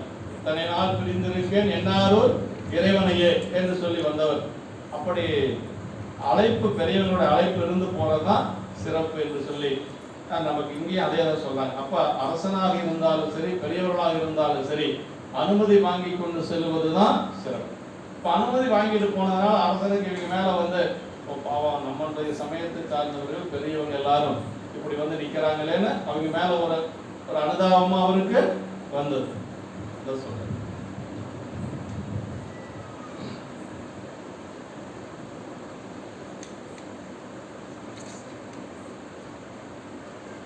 நடையாடும் தொழிலுடையார், நடந்து தெரியும் தொழில் ஒன்றனையே உடையவர்கள் சமணர்கள். எப்படின்னா நடக்கிறது ஒன்றையே தொழிலாக, எங்க பார்த்தாலும் பாத யாத்திரை போவாங்க, வாயில துணியை கட்டிக்குவாங்க, வெள்ளை புடவை கட்டிக்குவாங்க, மயில் தொகை கையில வச்சுக்குவாங்க, நடந்து கொண்டு போயிட்டு இருப்பாங்க. அதான் சொல்றாரு, நடையாடும் தொழிலுடைய, நடப்பதான் அவங்களுக்கு தொழில். வேற ஏதாவது தொண்டு செய்யறாங்களா?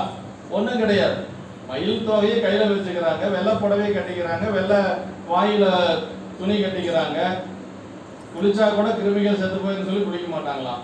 அந்த மாதிரி சமணர்கள் பல் துளக்க மாட்டாங்க. இப்படி எல்லாம் வந்து அவங்களுடைய கொள்கையெல்லாம் ஒரு மாதிரி இருக்கும். நம்ம சைவத்துக்கு என்னென்னலாம் ஏற்புடையது இல்லையோ அத்தனையும் அவங்களுக்கு ஏற்புடைய கொள்கை. இப்படிதான் அவங்க இருக்கிறது. அதை நடையாடும் தொழிலுடையார் அப்படின்னு சொல்லி சொன்னாரு. உடையார் தலைவர், உடையார் அப்படின்னா ஆசிரியர். அதான் அவர் தான் நாவுக்கரசு பெருமான் அங்க வந்து ஆசிரியராக இருந்திருக்கிறார். சமணர்களே அன்றி இனி அரசனுக்கும் உலகில் யாவருக்கும் பரம ஆசாரிய தன்மை உடையார் என்னும் உண்மை. உடையார்னு சொன்னது வந்து இப்ப சமணத்துக்கு மட்டும் சொல்லையா, பின்னாடி வரக்கூடிய சைவத்துக்கும் அவர் தான் அடியார்களுக்கெல்லாம் உடையவர் அப்படின்னு சொல்லி ஒரு கருத்துல அந்த இடத்துல உடையார் அப்படிங்கிற சொல் வருதுங்க. சடையான் அப்படின்னு சிவபெருமானுக்குரிய சிறப்பு ஒரு பெயர்கள்ல வந்து சடையான் என்று சொல்வது. சடையான், சடையா எனுமால் அதிகமெல்லாம் வருது இல்லைங்களா. பெருமானுக்கு சடையான் அப்படிங்கிறது வந்து ஒரு இது. வல்லாமனர் தமை நீத்து மலவிடையோன் தாளடைந்தான் என்று சொல்லி, வல்லாமனர் தமை நீத்து மலவிடையோன் தாளடைந்தான் என்று சொல்லி பின்னாடி சொல்ல போறாரு. ஏன்னா அரசன் சைவம் பூக்க போது, அரசன் வந்து சைவத்துக்கு வரும் பொழுது சொன்னாரு, இந்த அரசனை தான் வந்து மீண்டும் சைவத்துக்கு கொண்டு வந்தது நாவுக்கரசு பெருமான். நின் சமயம் ஒலித்தார். நின் சமயம்னா சமண சமய அடிகள் எல்லாம் போய் அரசன்கிட்ட என்ன சொன்னாங்க, உரிமைப்படுத்தி உலப்படுத்தியவர் உன்னுடைய சமயத்தை, நம்ம சமயத்தின்னு கூட சொல்லல அவனுங்க, எப்படி சொன்னா கோபம் வரும், உங்களுடைய சமயத்தை அழித்திருக்கிறாங்க அப்படி சொல்றாங்க. அது கோபம் வர மாதிரி அரசனது துணை கொண்டே பின்னர் தமது சூழ்ச்சி முடிக்க எண்ணினார்களாதலில் இவ்வாறு தொடங்கி கொண்டனர் என்று சொல்லி சொல்றாங்க. விரையலங்கள் பல்லவனும் அது கேட்டு வெகுண்டெழுந்து உரையுடைய மனத்தினராய் போவதற்கு பொய்ப்பிணி கொண்டு உரை சிறந்த சமயத்தை அழித்தொழிய பெறுவதே கரை இரவ தீர் இதனுக்கு என் செய்வது என கனன்றான். பாருங்க, இவங்க வந்து மீண்டும் அவன் என்ன கேட்கிறான், அரசன் சரி அவன் என்ன செய்யலாம் என்று சொல்லி இந்த குருமார்கள்கிட்டயே சமணர்கள்கிட்டயே கேட்கிறான். ஒரு அரசன்னா அவனே முடிவு பண்ணணும் இல்லையா. ஆனா இதுக்கு என்ன செய்யறான், இவங்க கிட்டயே வந்து என்ன செய்யலாம் அப்படின்னு சொல்லி கேட்கிறான். விரையலங்கள் பல்லவனும் அது கேட்டு வெகுண்டெழுந்து, அப்படி ரொம்ப கோபம் வந்துருச்சு. உன்னுடைய சமயத்தை அப்படின்னு சொன்னது அவனுக்கு கொஞ்சம் மனசுக்குள்ள நம்ம சமயத்தை அழிக்கக்கூடிய அளவுக்கு அவன் பெரிய ஆளாயிட்டானா என்று சொல்லி ஒரு கோபம் வந்துருச்சு. அதான் சொல்ற. அப்படி மனமுடைய மலர் மாலையுடைய பல்லவ அரசன் அதனை கேட்டு சினங்கொண்டு எழுந்து குற்றமுடைய மனத்தை உடையவராகி போகும் பொருட்டு பொய்யாக பிணி வந்தது என்று மேற்கொண்டு, அதாவது பிணி வந்துருச்சு, சூரிய நோய் வந்துருச்சுன்னு சொல்லி பொய்ய சொல்லி அவன் இப்படி பண்ணிட்டானா அப்படின்னு சொல்லி ரொம்ப கோபம் அதிகமாகுது. புகழால் சிறந்த நமது சமண சமயத்தை அழித்து நீங்க பெறுவதுமாமோ? அளவற்ற தவமுடையவர்களே, இதற்கு என்ன செய்தல் வேண்டும்? அது அவங்கள பார்த்து சொல்ல, அளவற்ற தவமுடையவர்களே, அவனுடைய சமயத்தை எப்படி அவன் வந்து உயர்வா வச்சிருக்கிறான். சமணமா இருக்கட்டும், எதா இருக்கட்டுங்க, அவனுடைய சமயத்தை அவன் எவ்வளவு உயர்வா வச்சிருக்கிறான் பாருங்க. நம்ம அந்த மாதிரி நம்ம சமயத்தை வச்சிருக்கிறோமா அப்படிங்கிறத நம்ம சிந்திச்சு பார்க்கணும். வச்சிருக்கிறோம், ஆனா ஒரு சிலர் வச்சிருக்காதவங்களே நம்ம வந்து ஏத்துக்கிறோம் இல்லையா? ஆனா அவன் வந்து அவ்வளவு பொய்யான ஒரு சமயமாக இருந்தாலும் கூட அவனுடைய சமயத்தை அப்படி தவமுடையவர்களே அப்படிங்கிறான். அந்த சமணர்களை பார்த்து அப்படி அளவற்ற தவமுடையவர்களே, இதற்கு என்ன செய்தல் வேண்டும் என்று பொதித்து கூறினான். அப்படி ரொம்ப கோபமா அந்த அவங்களை பார்த்து சொல்றான். கரையில் தவத்தீர் அப்படிங்கிறாங்க. கரையில் தவத்தீர், அரசன் சமண அடிகள் மாறிடம் கொண்ட நன்மதிப்பும் அவர்கள் அது கொண்டு அவனை ஏமாற்றும் வழியும் காண்க என்று சொல்லி, இதுதான் அவங்களுக்கு ஒரு சமயமா இருந்தது. ஏன்னா அரசன் வந்து அளவற்ற மதிப்பு வச்சிருக்கிறதுனால இவனுங்களை ஏமாத்துறதுக்கு அது சௌரியமா போச்சு. ஏன்னா ரொம்ப மதிப்பு இருக்கிறதுனால இவங்க என்ன சொன்னாலும் அவன் கேட்பான். அவங்க ஏமாத்துறதுக்கு அதைவே அவங்க வந்து ஒரு வாய்ப்பா பயன்படுத்திக்கிறாங்க. வேற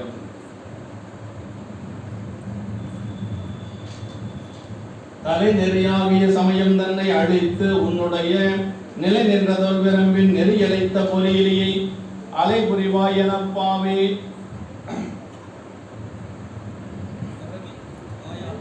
அலை புரிவாய் என பாவியில் இருக்க பரவி வாயாலம் சாதுரைத்தார் கொலை புரியா நிலை கொண்டு பொய்யொழுகும் அமன் குண்டர். அப்படின்னா அதாவது மேலாம் நெறியாகிய சமண சமயத்தை அழித்து,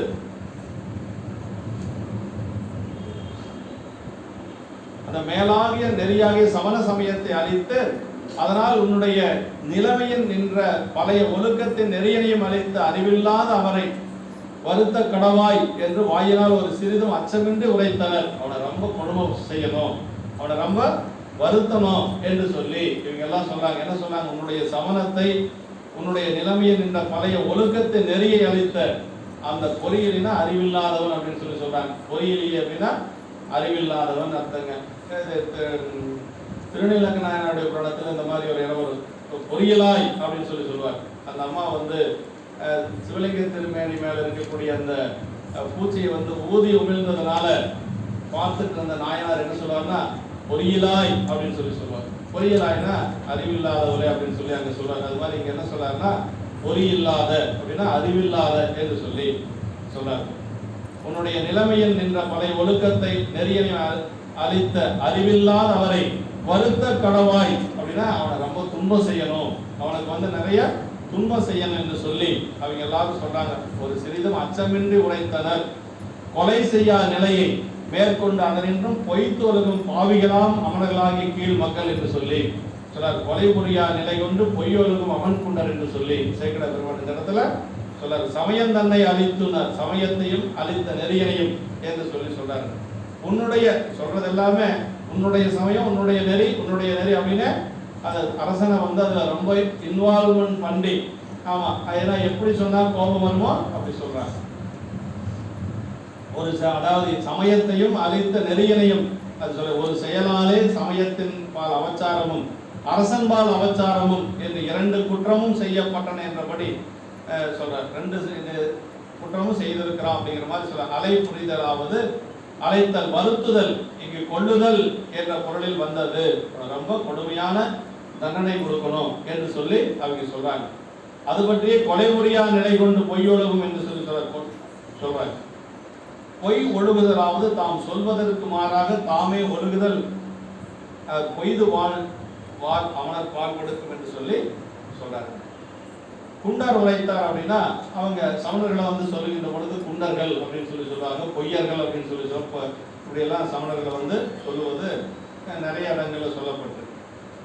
அரச நெறியனை அழிப்பவருக்கு இந்நாள் சட்டத்தினுள் கொலை தண்டனை விதித்தமையும் சமணர்களில் சமய அழிவுக்கு கொலையே பரிகாரமாக கொண்டு மரமும் இன்று கருதுக. அலைபுரிவாயின என்ன கொலை செய்யணும் அப்படின்னு சொல்லியே சொல்றாங்க. அவங்க வாயால அலைபுரிவாயின அவனுக்கு வந்து அவன் செஞ்ச குற்றத்துக்கு அவனுக்கு என்ன தண்டனை கொடுக்கணும், கொலை தண்டனை கொடுக்கணும் அப்படின்னு சொல்லி சொல்றாங்க. இப்போ பாருங்க இந்த பாட்டுல அந்த காலத்துல இது அந்த காலத்திலேயே வந்து என்ன சொல்றாருன்னா சேக்கிழார் பெருமாள் குற்றவாளியை வந்து பணத்தை வாங்கிட்டு விட்டுட்டு வந்துடாதீங்க பாருங்க. இப்ப இருக்கிறது அந்த காலத்திலேயே இருந்தது. அதான் அதாவது சமுதாய கருத்துக்கெல்லாம் அங்கங்க பெரிய புராணத்துல இருக்குதுங்கிறதுக்கு இது ஒரு இதான். இப்ப என்ன சொல்ற போறாரு அப்படின்னா, அருள் கொண்ட உணர்வின்றி நெறிகோடி அறிவென்று மருள் கொண்ட மன்னவனும் மந்திரிகள் தமை நோக்கி தெரு கொண்டோர் இவர் சொன்ன தீயோனை செருவதற்கு ஒரு கொண்டு விடாது என்பால் கொடுவாரும் என புகன்றான். மந்திரிகளை கூப்பிட்டு அருள் கொண்ட உணர்வின்றி நெறிகோடி அறிவென்று மருள் கொண்ட மன்னவனும் மந்திரிகள் தமை. மருள்னா மயக்கங்க. இப்ப என்ன எப்படி இருக்கிறா, சமணம் என்று சொல்லக்கூடிய ஒரு மயக்கத்துல இருக்கிறான். இப்ப அரசனுக்கும் தெளிவு கிடையாது. அதான் சொல்றார், அருளுடைய உணர்ச்சி இல்லாமல் நன்னறி தவறி அறிவு என்று எண்ணி மயக்கத்தினை கொண்ட அரசனும் மந்திரிகளை பார்த்து அவன் மந்திரிகளை பார்த்து சொல்றான், மருள் கொண்ட மன்னவனும் மந்திரிகள் தமை நோக்கி தெருள் கொண்டோர் இவர் சொன்ன தீயோனை செருவதற்கு அப்படின்னார். அப்படின்னா அறிவுடையோர்களாக இவர்கள், தெருள்னா அறிவுங்க, தெருட்களை ஞானக்கன்றும் அரசும் செஞ்சடை வானவர் கோயில் சேர்ந்தார் என்றேன்னு முதல் சந்திப்புல வருங்க. தெருட்களை ஞானக்கன்று என்ன, அறிவே வடிவமாக இருக்கக்கூடிய ஞானசம்பந்த பிள்ளையார். தெருட்களை ஞானக்கன்றும், அப்புறம் நாவுக்கரசு பெருமான் என்ன சொல்றாரு, தெருட்களை ஞானக்கன்றும் அரசும் செஞ்சடை வானவர் கோயில் சேர்ந்தார் என்று சொல்லி சேக்கிழார் பெருமான் முதல் சந்திப்புல சொன்னாரு. ஆமா, அப்ப தெருட்களை அப்படின்னு, தெருள் அப்படின்னா தெருள் கொண்ட அப்படின்னா என்னன்னா அறிவுடைய அவங்க சமண குருமார்கள் அப்படி சொல்றாங்க. அதாவது உன் தெருளார் கூட்டம் காட்டாயல் செத்தே போனால் சிறியாரு திருவாசகத்துல வருது இல்லைங்களா. திருவாசகத்துல பணிவாசக பெருமான் என்ன கேட்கிறாரு, உன் தெருளார் கூட்டம் அடியார்களை வந்து அங்க தெருளார் அப்படின்னு சொல்லி சொல்றாரு. உன்னுடைய அடியார் கூட்டத்தை காட்டலைன்னா நான் செத்தே போயிடுவேன், எல்லாரும் பார்த்து சிரிப்பாங்க அப்படின்னு சொல்லி சொல்றாரு. அதான் அந்த பாட்டு கோயில் மூத்த திருப்பதியத்துல தான் வருது. என்னங்க இல்ல, அது அந்த பாட்டு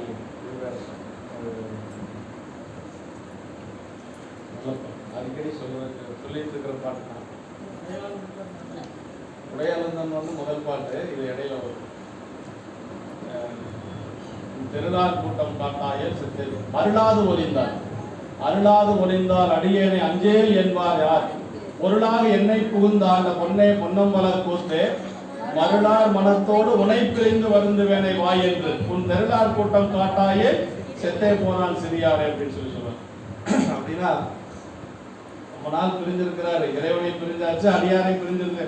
அருமையான திருப்பாட்டல், இறைவனையும் பிரிஞ்சாச்சு அடியார்களையும் பிரிஞ்சாச்சு, நீண்ட நாள் ஆகி போச்சு. இப்ப ரெண்டு பேர்த்தை பிரிஞ்சு அவரால் இருக்கவே முடியல. அதான் சொன்னாருங்க, அருளாது ஒளிந்தால் அடியேனை அஞ்சேல் என்பார் யார், பொருளாக என்னை புகுந்தாண்ட பொன்னே பொன்னம்பல கூத்தா மருளார் மனத்தோடு உனை பிரிந்து வருந்து வேனை வா என்றார். மருளார் மனம்னா நான் வந்து உலகில் மயக்கத்தில் இருக்கிறேன், அப்படி மயக்கத்தில் இருக்கிறனால உன்னை பிரிந்து ரொம்ப நான் வந்து வாடி போயிருக்கிறேன். மருளார் மனத்தோடு உனை பிரிந்து வருந்து வேனை என்ன சொன்னார், வா என்று என்ன நீ வான்னு சொல்லி என்ன செய்யணுமா, உன் தெருளார் கூட்டம் காட்டாயேல் செத்தே போனால் சிறியாரேன்னு.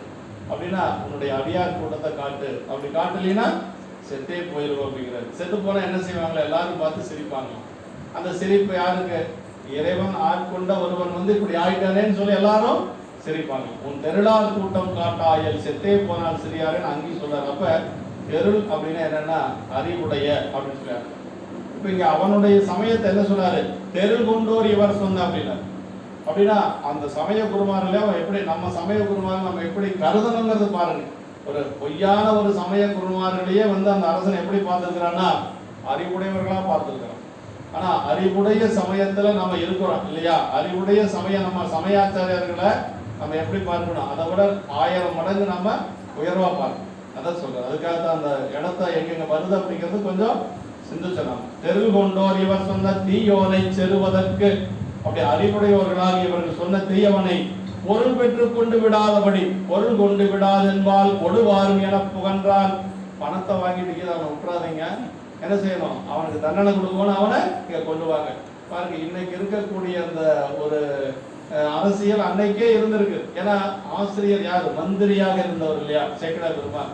அவருக்கு என்னென்னவெல்லாம் இருக்கு, எப்படியெல்லாம் இருக்குங்கிறது தெரியும். ஒரு ராஜா எப்படி இருப்பான், ஒரு மந்திரி எப்படி இருப்பான், அங்க இருக்கக்கூடிய குடிகள் எப்படி இருப்பாங்க, அப்புறம் அங்க இருக்கக்கூடியவங்க எல்லாம் எப்படி இருப்பாங்க அப்படிங்கிறது சேக்கிழார் பெருமானுக்கு நல்லா தெரியும். அதான் இங்க எழுதுறார், பொருள் கொண்டு விடாது என்பால் கொடுவாரும் என புகன்றால். பெரிய புராணத்துல எல்லாமே இருக்கு. லஞ்சம் வாங்கிட்டு கைதியை விட்டுறக்கூடாதுங்கிறது முதல் கொண்டு பெரிய புராணத்தில் இருக்கு இல்லைங்களா? அப்ப இதுல இல்லாத என்ன? இல்லாத எதுவுமே இல்லை. அருளும் இருக்குது, அதே மாதிரி உலகியலும் நம்மளுக்கு அருள் தான் நிரம்ப இருக்குது, அதுல ஒன்றும் மாற்று கருத்து இல்லை. அடியார்களுடைய ஒரு பெருமை தான் இருக்கு. ஆனா அங்கங்கு சமய கருத்துக்களும் நமக்கு இருக்கு அப்படிங்கிறது இது ஒரு இதுங்க. அருள் கொண்ட உணர்வின்றினர் முறை செய்யும் போது அரசனுக்கு இன்றியமையாது வேண்டப்படுவது அருள் என்பதனை வற்புறுத்தி, அதாவது முதல்ல எடுத்தோட என்ன சொல்றாரு? அருள் கொண்ட உணர்வின்றி. ஒரு அரசனுக்கு என்ன இருக்கணும்? முதல்ல அருள் இருக்கணுங்க. இருக்குதா? எங்க இருக்குது? இதெல்லாம் பாருங்க. அதாவது ஒரு அரசன் எப்படி இருக்கணுங்கிறதுக்கெல்லாம் இலக்கணம் சேக்கிழார் பெருமான் எப்படி எல்லாம் சொல்றாரு பாருங்க. நம்ம எங்க இருக்கிறோம்னு பாருங்க. நம்மளை எல்லாம் இடிச்சு இடிச்சு சொல்றாரு, ஆனா நமக்கு உரைக்கிறதே இல்லை. அதுதான் நமக்கு பெரிய தீவினை. அதுதானுங்க. அது நம்ம எல்லாம் மயக்கிறாங்க, வேற ஒன்றும் இல்லை. பெரிய மாநாடு மாதிரி அது மாதிரி இது மாதிரி எல்லாம் போட்டு அதெல்லாம் ஒன்றும் கிடையாது. சும்மா நம்மளை பூச்சாண்டி காட்டுறது, வேற ஒன்றும் கிடையாது. ஆமா சொல்றாரு பாருங்க. ஒரு அரசன் எப்படி இருக்கணும்? அருள் கொண்டவனா இருக்கணும். அருள் கொண்டவனா ஒரு அரசன் இருந்தால் தான் அந்த நாட்டில் நீதி நெறிகள் இருக்கும். அருள் கொண்ட உணர்வின்றினர் முறை செய்யும் போது அரசனுக்கு இன்றியமையாது வேண்டப்படுவது அருள். அப்படி அருள் இருந்தா என்ன ஆகுன்னா, அவன் தவறான ஒரு பாதைக்கு போக மாட்டான், தவறான ஒரு தீர்ப்பை கொடுக்க மாட்டான். இதெல்லாம் நமக்கு தெரிஞ்சு கொள்ளணும். இது யாரா இருந்தாலும் சரி, எந்த கட்சியா இருந்தாலும் சரி, யாரா இருந்தாலும் சரி, பெருமானுடைய திருவருள் பெற்றவர்களாக இருக்கு. அகில காரண தாழ்வணிவார்கள் தான் அகில லோகம் ஆளக்கூடியது என்று. அது ரொம்ப முக்கியம். யார் ஒருவன் பெருமானுடைய திருவடியை வணங்குகின்றானோ, பெருமான் அடியாரா இருக்கிறானோ, அவன் தான் இந்த நாட்டை ஆட்சி செய்யணும். அதுல உறுதியா நாம நிக்கணும். சேக்கிழார் பெருமானுடைய கூற்று நம்மளால சொல்றது இல்லை. ஆமா, அகில காரணத்தால் யார்? அகில காரணத்தால் யாரு? சிவபெருமான் தான். அகில காரண தாழ்வணிவார்கள் தான் அகில லோகமும் ஆளக்கூடியர் அப்படின்னு சொல்லி நமக்கு ஒரு பக்கம் நடந்துட்டு இருக்கு, இன்னொரு பக்கம் ரொம்ப வீக்கா போயிட்டு இருக்குது. அதான் ரொம்ப வருத்தமா இருக்கு. வேற ஒன்று அப்படி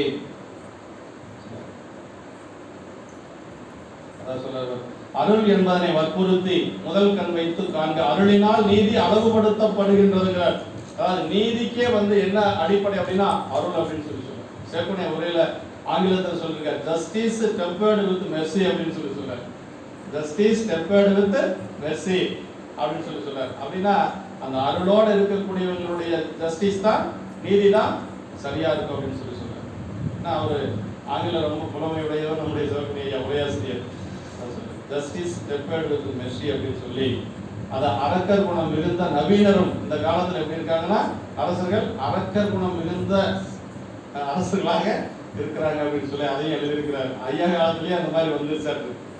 ஆமா, நெறிகோடி தனது நாட்டில் உள்ள எல்லா சமயத்தையும் புறத்தல் அரசனது கடனாயிருப்பவும் சமய மாறுதல் பற்றி தண்டிக்க துணிந்தமையால் அரசின் நன்னெறி கோடிற்று என்று சொல்லி சொல்ற. அதாவது ஒரு அரசு, நான் என்ன சொல்றேன்னா, எந்த சமயத்தை சார்ந்தவனாக இருந்தாலும் கூட பரவாயில்லைங்க, அந்த சமயத்துல பற்றுடையவனா இருக்கு. கடவுளே இல்லை அப்படின்னு சொல்லக்கூடிய எவனும் இருக்கக்கூடாது. கடவுளே இல்லைன்னு சொன்னவன் நம்மளை பொறுத்த வரைக்கும் இல்லாதவனா தான் இருக்கணும். அவன் இஸ்லாத்துல கூட இருக்கலாம், கிறிஸ்டியன்ல கூட, ஆனா அந்த சமயத்துல அவன் நம்பிக்கையுடையவனா இருக்கணும். இல்லைங்களா? எதுவுமே இல்லை அப்படிங்கிறவன் தப்பு செய்வான் நிறைய. ஏன்னா தனக்கு மேல ஒரு இருக்கு அப்படிங்கிற ஒரு உணர்வு இருக்கணும். சமணம் பாரு எப்படி இருந்திருக்கான் பாரு. சமணன் நமக்கு எதிரான ஒரு சமயமா இருக்கலாம், ஆனா அந்த சமயத்துல அவனுக்கு எவ்வளவு பற்று இருந்திருக்கு அப்படிங்கறது நம்ம பார்க்கணும். அறிவென்றும் அருள் கொண்ட மயக்கத்தனையே அறிவென்றும் மேற்கொண்ட அப்படின்னு சொல்லி சொல்றாரு. இது ஆணவ மனத்தினுடைய ஒரு செயல் அப்படின்னு சொல்லி சொல்றாரு. தெருள் கொண்டோர் அப்படி தெளிந்த அறிவுடையோர்களாக இவர் சொன்னபடி செய்தல் வேண்டும் என்பது கருத்து. ஏன்னா அவன் சொல்றான், அவங்க சமயத்தை குருமார்கள் தான் தெருள் கொண்டோர் அப்படிங்கிறான். தெளிந்த அறிவுடையவர்கள் சமய குருமார்கள் அப்படின்னு சொல்லி உறுதியா நம்பலாம் பாருங்க. பொருள் கொண்டு விடாது அரச காரியம் செய்வோர் கைகூலி லஞ்சம் பெற்றுக்கொண்டு தமது கடமையில் சோர்வு விடுதல் அந்நாளிலும் அரசன் அறிந்த வழக்கு போலும். அவனை அறிவோனாக கருதி பொருள்படுத்தி விட்டு விடாது என்று உரைத்தலம் என்று ஆறுமுக தம்பரானார் உரை சொல்லியிருக்கிறார் என்று சொல்லி சிவகணிய உரையில சொல்றாரு.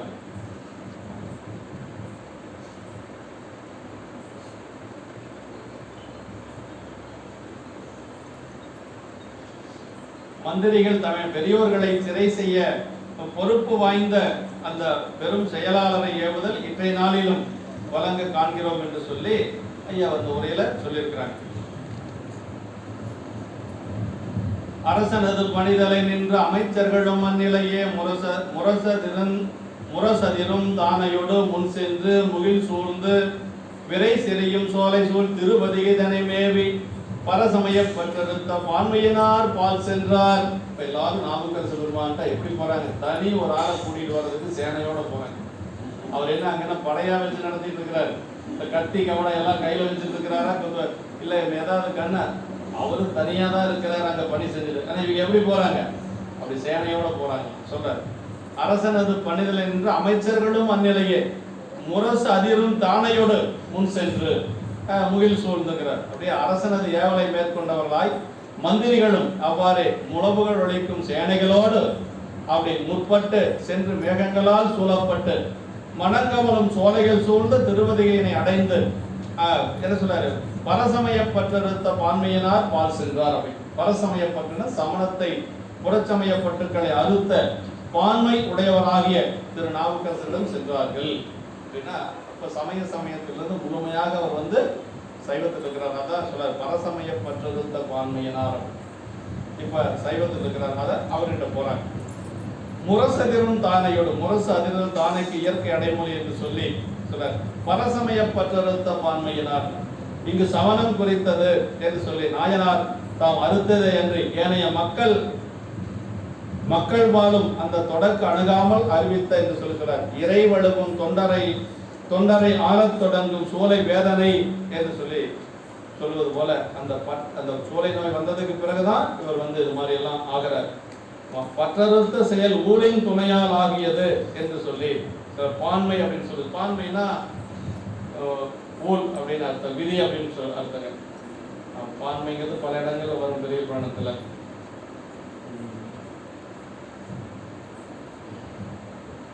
நம்பிகளுடைய வரலாற்றுல வருது பான்மைங்கிறது.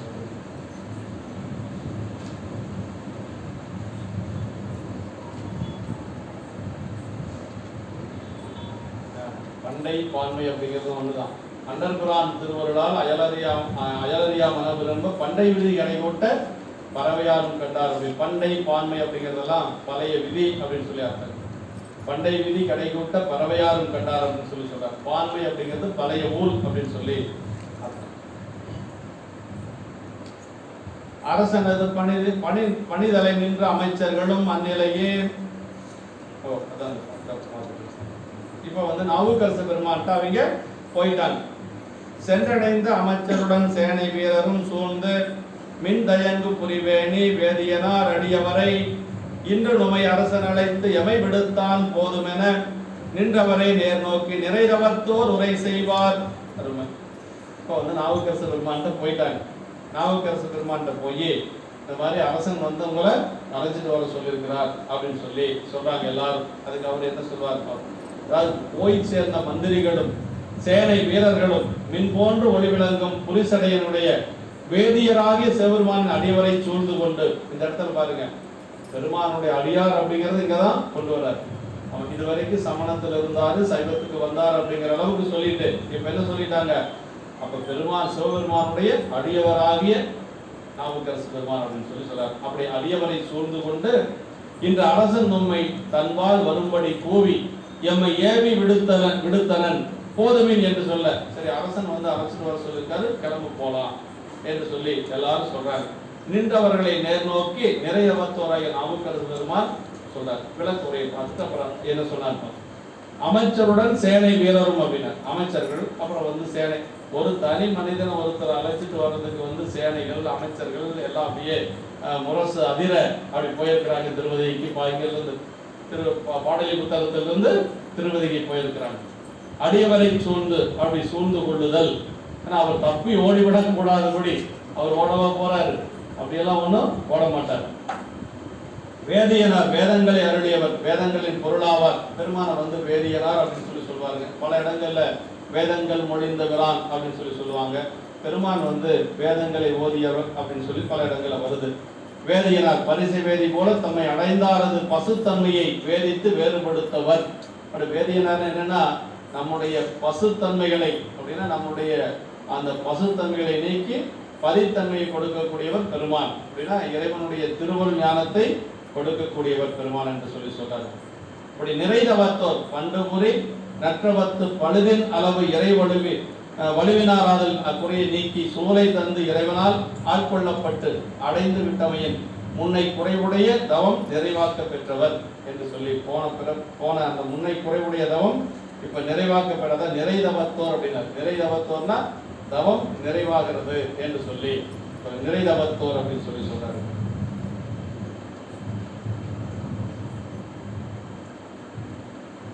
திருத்தொண்ட நாயனாருடைய புராணத்துல இது மாதிரி இருக்கு.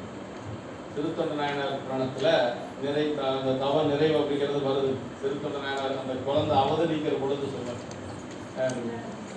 நீராறும் சடைமுடியார் அருளாலே நிறைதவத்து பேராளர் அவர் தமக்கு. அப்ப அப்படின்னா நிறைதவம்னு ஏங்க சொல்றாரு அப்படின்னு சொல்லி சேவனைய உரை சொல்றாரு. அந்த குழந்தை பிறந்ததுனால அவருடைய தவமே நிறைவாக போகும். ஏன்னா பிள்ளைக்கரியாக இறைவனுக்கே அமுதாக போகக்கூடிய குழந்தை இல்லையா, அதான் அவரை சொல்லப்படுது நிறைதவத்து பேராளர் அவர் தமக்கு. அப்புறம் என்ன சொன்னாரு, பெருகுதிரு மனையறத்தின் வேறாகி விளங்குதிரு வெண்காட்டு நங்கைவாள். அம்மாவை என்ன சொன்னாரு, மனையறத்தினுடைய வேர் அப்படின்னு சொல்லி சொன்னார் இல்லைங்களா. அதுக்கு அடுத்து அந்த குழந்தை என்ன சொன்னாரு பாருங்க, மனையறத்தின் வேறாகி விளங்குதிரு வெண்காட்டு நங்கைவாள் சீராள தேவரையனும் திருமைந்தர் அவதரித்தார் அப்படின்னாரு.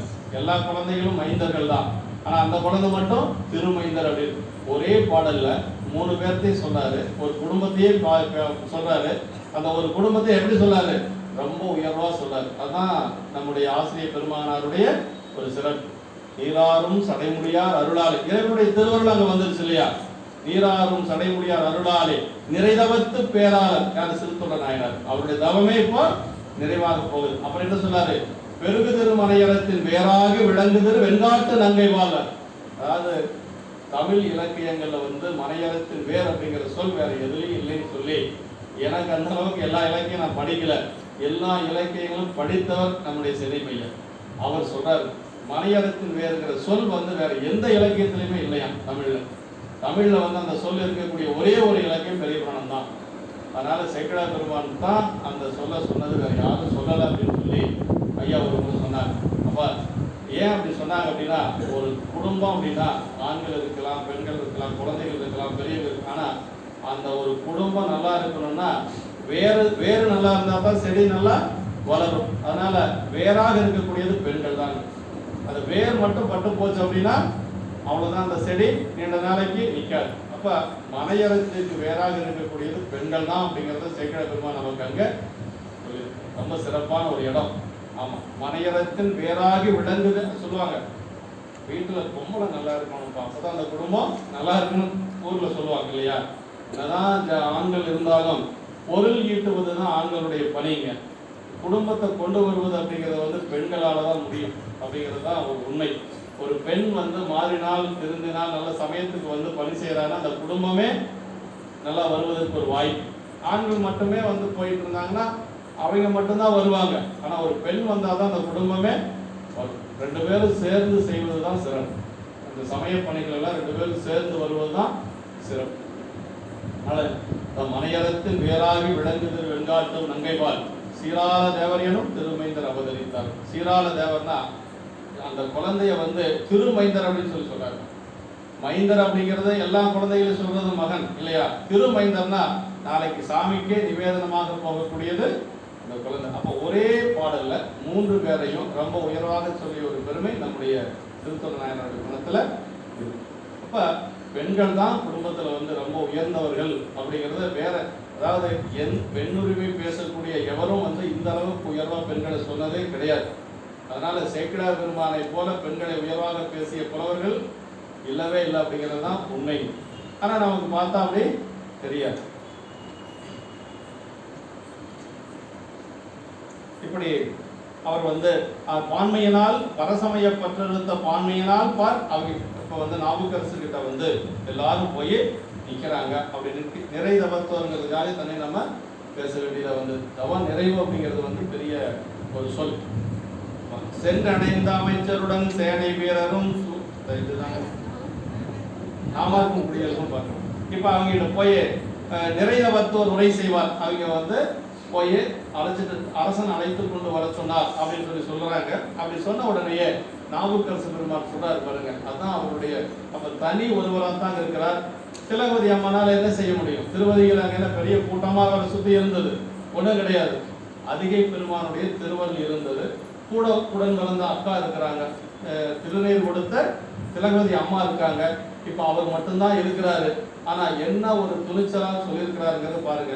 நாம் ஆர்க்கும் குடியல்லோம் என்றெடுத்து நான் மறையின் கோமானை நதியினுடன் குளிர்மதிவால் சடையானை தேமாலை செந்தமிழின் செழுந்திருத்தாண்டகம்பாடி ஆமாறு நீரழைக்கும் அடைவிலம் என்று அருள் செய்தார் அப்படின்னா என்ன சொல்றாரு அப்படின்னா, நாமார் அந்த பதிகத்தை அங்கதான் பாடுறாரு. வருமாற்று திருத்தாண்டகம் இல்லையா, அதுக்கு பேரு நாமார்க்கும் குடியெல்லாம். அது முடிஞ்ச முதல் பாட்டு கடைசி பாட்டு பாட சொல்ல அது என்ன அது பாடியது சொல்லுங்க.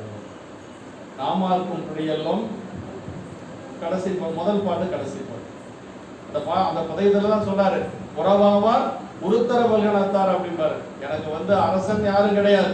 அரசன் சொன்னா சிவபெருமான் மட்டும்தான் நான் எனக்கு அரசன் அப்படிங்கிறாரு. அப்புறம் என்ன சொல்றாரு, எனக்கு உறவு என்று சொன்னால் அடியார் பெருமக்கள் தான் எனக்கு உறவு. உறவாரா உருத்தர பல்கணத்தார் அப்படின்னார். அந்த பதிகத்தில் 2 பாட்டு மட்டும் பாடி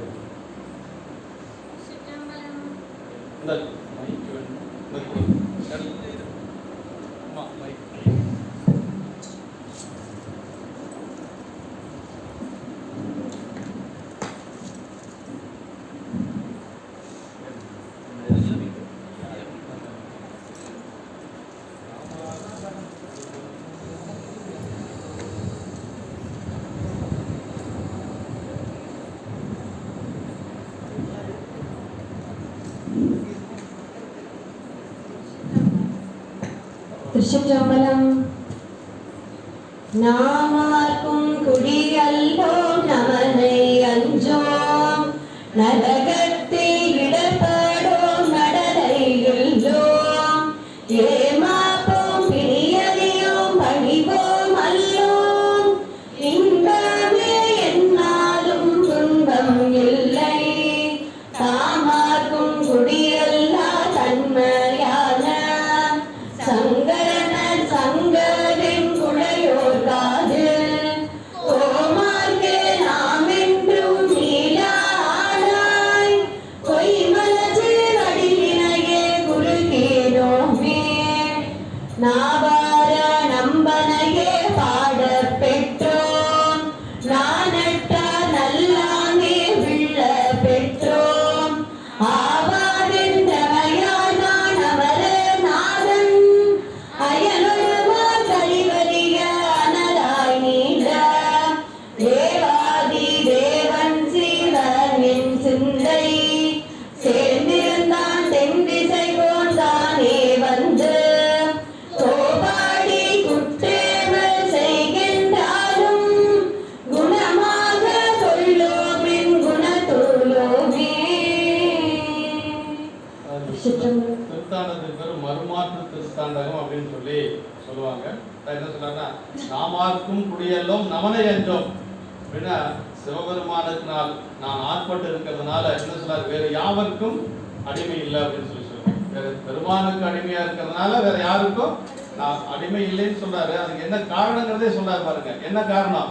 நான் ஏற்கனவே சிவபெருமானுக்கு அடிமையா இருக்கிறதுனால வேற இன்னொருத்தருக்கு இந்த உலகத்துல அடிமை இல்லை அப்படின்னு சொல்லி சொல்றாரு. அப்படி சொல்லிட்டு என்ன சொல்லாருங்க, நீங்க அடைக்கக்கூடிய அளவுக்கு நான் இல்லை, அதாவது அடைவிலம் அப்படின்னு சொல்லி சொல்றாரு. என்ன சொல்லாருங்க,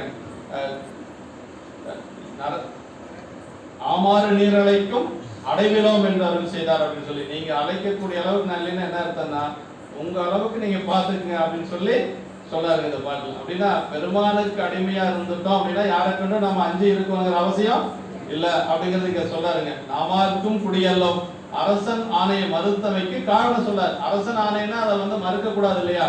அரசன் ஒரு ஆணைனா அதை நம்ம பின்பற்றித்தான் ஆகணும். ஆனா மறுத்ததுக்கு என்ன காரணம் அப்படின்னா, நான் சிவபெருமானுக்கு அடிமை, அதனால அங்க வருவதற்கு முடியாது அப்படின்னு சொல்லி சொல்றாருங்க.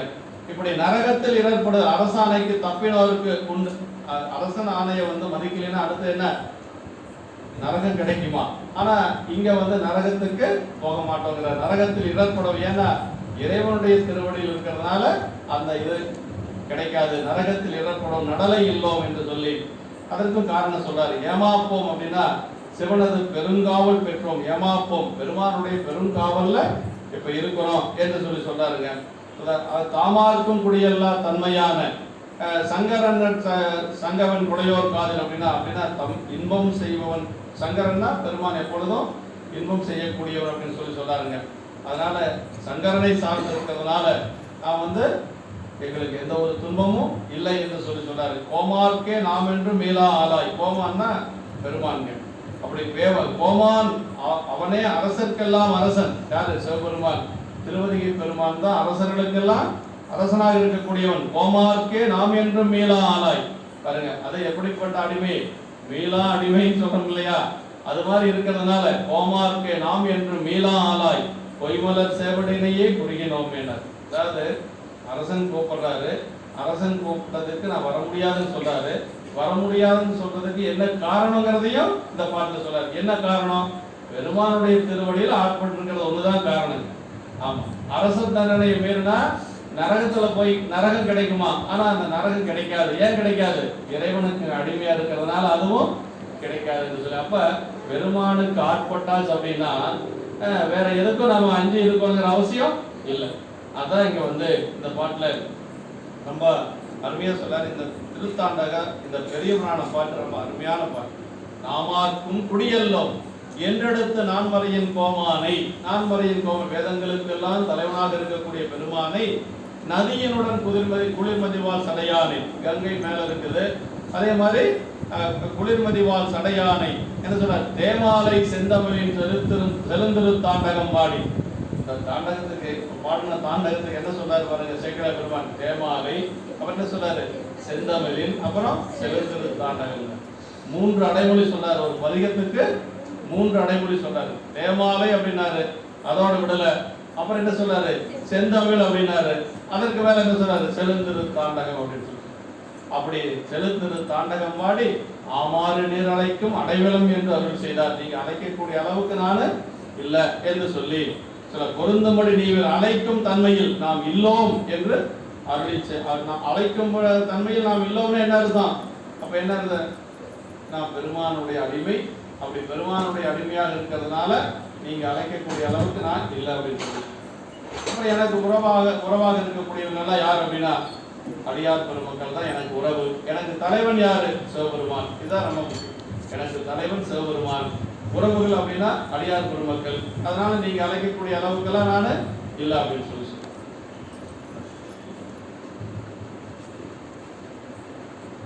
நாமார்க்கும் குடியல்லோம். அதாவது இது நாயனார் அப்போது மந்திரிகள் அழைத்ததற்கு விடையாக அருளி செய்தது. திருத்தாண்டக பதிகத்தினுடைய தொடக்க சொல்ல அப்படிங்கிறது. நாம் என்ற பானு சிவனிடத்தும் அடியாரிடத்தும் அன்றி மற்ற எல்லாரிடத்தும் சிவனடியோம் என்று நிமிர்ந்து தலைவணங்காமையாக இருமாப்பும் வீரமும் குறித்ததுன்னார். அதாவது சிவபெருமான் அப்படிங்கிறதுல நமக்கு ஒரு இருமாப்பு இருக்கணும். இருமாந்து இருப்பன்களோ ஈசன் பல்கணத்தை எண்ணப்பட்டுனார் அப்பர் சாமிகள். அது மாதிரி எதுல நமக்கு இருமாப்பு இருக்கணும்? நான் ஒரு சிவனடியார் அப்படிங்கிறதுல மட்டும்தான் இருமாப்பு இருக்கணும். ஆனா அடியார்கள்கிட்டயே நம்ம இருமாப்பை காட்டக்கூடாது. அடியார்ல கண்டா எப்படி இருக்கணும்? பணிவாத்தான் இருக்கும். நாதன் அடியார் தம்மை நயப்பாட்டு வழிபாட்டால் மேதக யாரவர் முன்பு மிகச்சிறியராய் அடைந்தார் ஆதலினால் சிறுத்தொடர் என நிகழ்ந்தார் அவனையும் மேல்னார். அப்படின்னா சரி ஐயா தான் இருமாப்பா இருக்கு சொல்லிட்டார் அப்படின்ட்டு எல்லாத்துக்கிட்டே இருமாப்பா இருக்கக்கூடாது. பணிவு தான் நமக்கு. அதாவது பணியுமாம் என்றும் பெருமை அப்படின்னு சொல்லிடுவாங்க. அதாவது எந்த உலகிலா இருந்தாலும் சரிங்க, அது அருளிகளா இருந்தாலும் சரி, நமக்கு என்ன சொல்லப்பட்டிருக்குன்னா பணிவு தான் ரொம்ப. பணிவுக்கு மேல ஒரு சிறந்த ஒரு செல்வம் எதுவுமே இல்லைங்க. வாழ்வேணும் மையல் விட்டு வறுமையாம் சிறுமை தப்பி தாழ்வேணும் தன்மையோடும் சைவமாம் சமயம் சார்தல் கூழ் பெறல் அறிது. சிவஞான சிந்தியார் சொல்லுது. அதாவது வாழ்வேணும் மையல் விட்டுனார்.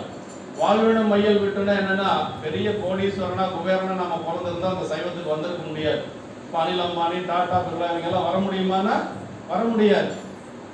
அதான் வாழ்வேணும் மையல் விட்டு. அப்புறம் வறுமையாம் சிறுமை தப்பி, ரொம்ப சாப்பாட்டுக்கே இல்லாத ஒரு பிளாட்ஃபார்ம்ல போய் பிச்சை எடுத்துட்டு இருக்கிறவன போய் வாப்பா சைவ சித்தாந்தம் சொல்லி கொடுக்குறேன்னா வருவானா? முதல்ல சாப்பாட்டுக்கு வழியை சொல்லையா அப்படின்பா இல்லையா? அதனால அவனால இதுக்கு வர முடியாது. இந்த ரெண்டும் இல்லாம இப்ப நம்ம எப்படி இருக்கிறோம்? இதெல்லாம் தெரிஞ்சுக்கணும்னா இந்த மாதிரி நடுநிலையா இருக்கணும். அந்த நடுநிலையான ஒரு பிறப்புக்கு வந்தோம்னா தான் இதெல்லாம் தெரிந்து கொள்ள முடியும். அதான் வாழ்வேணும் மையல் விட்டு, அப்புறம் வறுமையாம் சிறுமை தப்பி, அப்புறம் என்ன சொல்றாரு? தாழ்வேணும் தன்மையோடும் சைவமாம் சமயம் சார். ரொம்ப முக்கியம். சரி இது மட்டும் இல்லாம இருந்து இங்க வந்தா மட்டும் போதுமானா அதுக்கு மேல முக்கியமான ஒண்ணு என்ன வேணும்னா அந்த தாழ்வெனும் தன்மையோடும் சைவமாம் சமயம் சார்ந்தல். அதான் ரொம்ப ரொம்ப முக்கியம். இப்ப இருமாப்பு இருக்கணும், சிவன் அடியார் அப்படிங்கிறது இருமாப்பு இருக்கணும், ஆனா பணிவு கூடவே இருக்கும். அது ரொம்ப முக்கியம். இருமாப்பு மட்டும் இருந்தா போதுமா அப்படின்னா இல்ல. சிறுத்தொண்ட நாயனார் ஒரு பெரிய படை தளபதி இல்லைங்களா? பரஞ்சோதியார் அவருடைய பெயர் சரித்திரத்துல பரஞ்சோதியார்னு வரும். ஆனா அவர் எப்படி சிறுத்தொண்டர் ஆனார் அப்படிங்கிறத சேக்கிழார் பெருமான் அங்கதான் சொல்றார். நாதனடியார் நம்மை நயப்பாட்டு வழிபாட்டால் மேதகை யாரவர் முன்பு மிகச்சிறியராய் அடைந்தார், ஆதலினால் சிறு தொண்டர் இறந்தார் அவனியின் மேல் அப்படின்னு சொல்லி சொன்னார். அப்ப நமக்கு சைவத்துல இருமாப்பு இருக்கணும். ஆனா அந்த இருமாப்பு எப்படி இருக்கணும்? அடியார்களிடத்துல பணிவா இருக்கணும். அந்த நான் ஒரு அடியார் அப்படிங்கிற ஒரு இருமாப்பு தான் இருக்கணும் வழியா அடியார்களிடத்துல இருமாப்பு இருக்கக்கூடாது. பணிவு தான் நமக்கு ரொம்ப ரொம்ப முக்கியம் என்று சொல்லி இந்த அப்படி கொண்டு போறாரு. அதான் இருமாந்து கொண்டோம் அப்படின்னு சொல்லி சொல்றாரு. நாமார்க்கும் குடியல்லோம் நாயனாருடைய அந்த மந்திரிகள் அழைத்ததற்கு அவர் சொன்ன ஒரு மந்திர சொல் போல அதை சொல்றாருங்க. நாம் அப்படின்னா அதை சிவனிடத்தும் அடியாரிடத்தும் அன்றி மற்ற எல்லாரிடத்தும் சிவனடியோம் என்று நிமிர்ந்து தலை வணங்காமையாக இருமாப்பும் வீரமும் குறித்தது.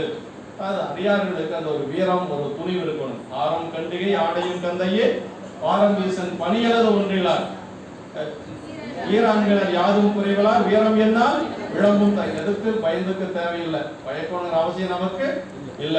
அந்த ஒரு துணிவு நமக்கு வேணுங்க. சைவ நிந்தனை செஞ்சாங்கன்னா போய் தட்டி கேட்கணும். என்ன செஞ்ச முடியாது, ஒன்றும் செய்ய முடியாது என்று சொல்லி அந்த ஒரு அடியார்கள்லாம் அப்படி இருக்கணும் அப்படின்னு சொல்லி சொல்றாரு. யாருக்கும் அப்படின்னா சிவபெருமானாகிய கோமானையும் அரண் அடியாரையும் உரிய ஏன யாவரையும் உள்ளடக்கிய முற்றுமை அப்படின்னா யாருக்கும் அப்படிங்கிற இடத்துல பெருமான் அவனுடைய அடியார்களுக்கு மட்டும்தான் நான் அடிமை அப்படிங்கிறது அங்க வலியுறுத்தி சொல்றாருங்க. குடியல்லோம் அரண் நுமை அழைத்து என்பதனால், அரசன் நுமை அழைத்து என்பதனால் தனக்கு கீழ் உள்ள குடிகளையே அரசன் ஆவான் தன்பால் அழைக்க உரிமையுடையவர். என்ன சொல்றாருன்னா, அரசனுக்கு அழைக்கக்கூடிய உரிமை இருக்கு. யார் அழைக்கக்கூடிய உரிமை இருக்கு? தனக்கு கீழே இருக்கக்கூடிய குடிகளைத்தான் அழைக்க உரிமை இருக்கு. பெருமானுக்கு கீழே இருக்கக்கூடிய அடியார்களை அழைப்பதற்கு அவனுக்கு உரிமை இல்லைன்னு சொல்லி நாமக்கரசு பெருமான் பாடுறார். அதான் சொல்றாரு, நீ அழைக்கக்கூடிய அளவுக்கு நான் இல்லை அப்படிங்கிறது அதான் காரணம். என்ன சொல்றாரு இந்த பாட்டுல? அதாவது யாமாறு நீர் அழைக்கும் அடைவலம் என்று அருள் செய்தார் அப்படின்னு சொல்லி சொன்னார். அப்ப அரசனுக்கே அழைப்பதற்கு தகுதி இல்லை அப்படின்னு சொல்லி சொல்றாரு. குடியல்லோம் அப்படின்னாரு. அரசன் நம்மை அழைத்து என்பதனால் தனக்கு கீழ் உள்ள குடிகளையே அரசன் ஆவான் தன்பால் அழைக்க உரிமையுடையவன்.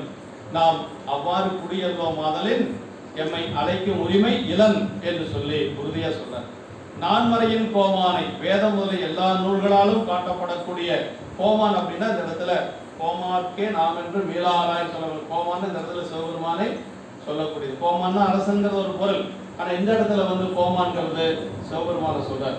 அதிகை பெருமான கோமான் அப்படிங்கிறது. நதியனுடன் குளிர்மதிவால் சடையானை தம்மை அடைந்தாருக்கு அருள் செய்து வாழ்வைக்கும் தன்மை குறிப்பிட்டபடி பெருமானுடைய அந்த அருளி பாட்டுகளை சொல்லுவதற்காக நதியனுடன் குளிர்மதிவால் சடையானை என்று சொல்லி சொன்னார்கள். தேமாலை செந்தமிழின் செழுந்திருத்தாண்டகம் அப்படின்னா திருத்தாண்டக பதிகத்தை பற்றி கூற நேர்ந்த இடம் இதுவே முதல். இதான் முதல் முறையா திருத்தாண்டகத்தை சொல்றார். இதான் முதல் பாடிய திருத்தாண்டகம். அங்க பாடியது 4ஆம் திருமுறையில் வரக்கூடியது இல்லையா? எது கூட்டாயினவாறு விளக்குகளில் அடுத்த திருத்தாண்டகத்துல முதல் தாண்டகமாக வர்றது இதுதான். அதனால செழுந்திருத்தாண்டகம் அப்படின்னா ரொம்ப செழுமையான, ரொம்ப உயர்ந்த அப்படிங்கிற ஒரு பொருள்ல சிவத்தன்மை பொருந்திய அப்படி பலவாறு அதுக்கு உரை சொல்லலாம். அதான் முதல் திருத்தாண்டகம் இதுதாங்க.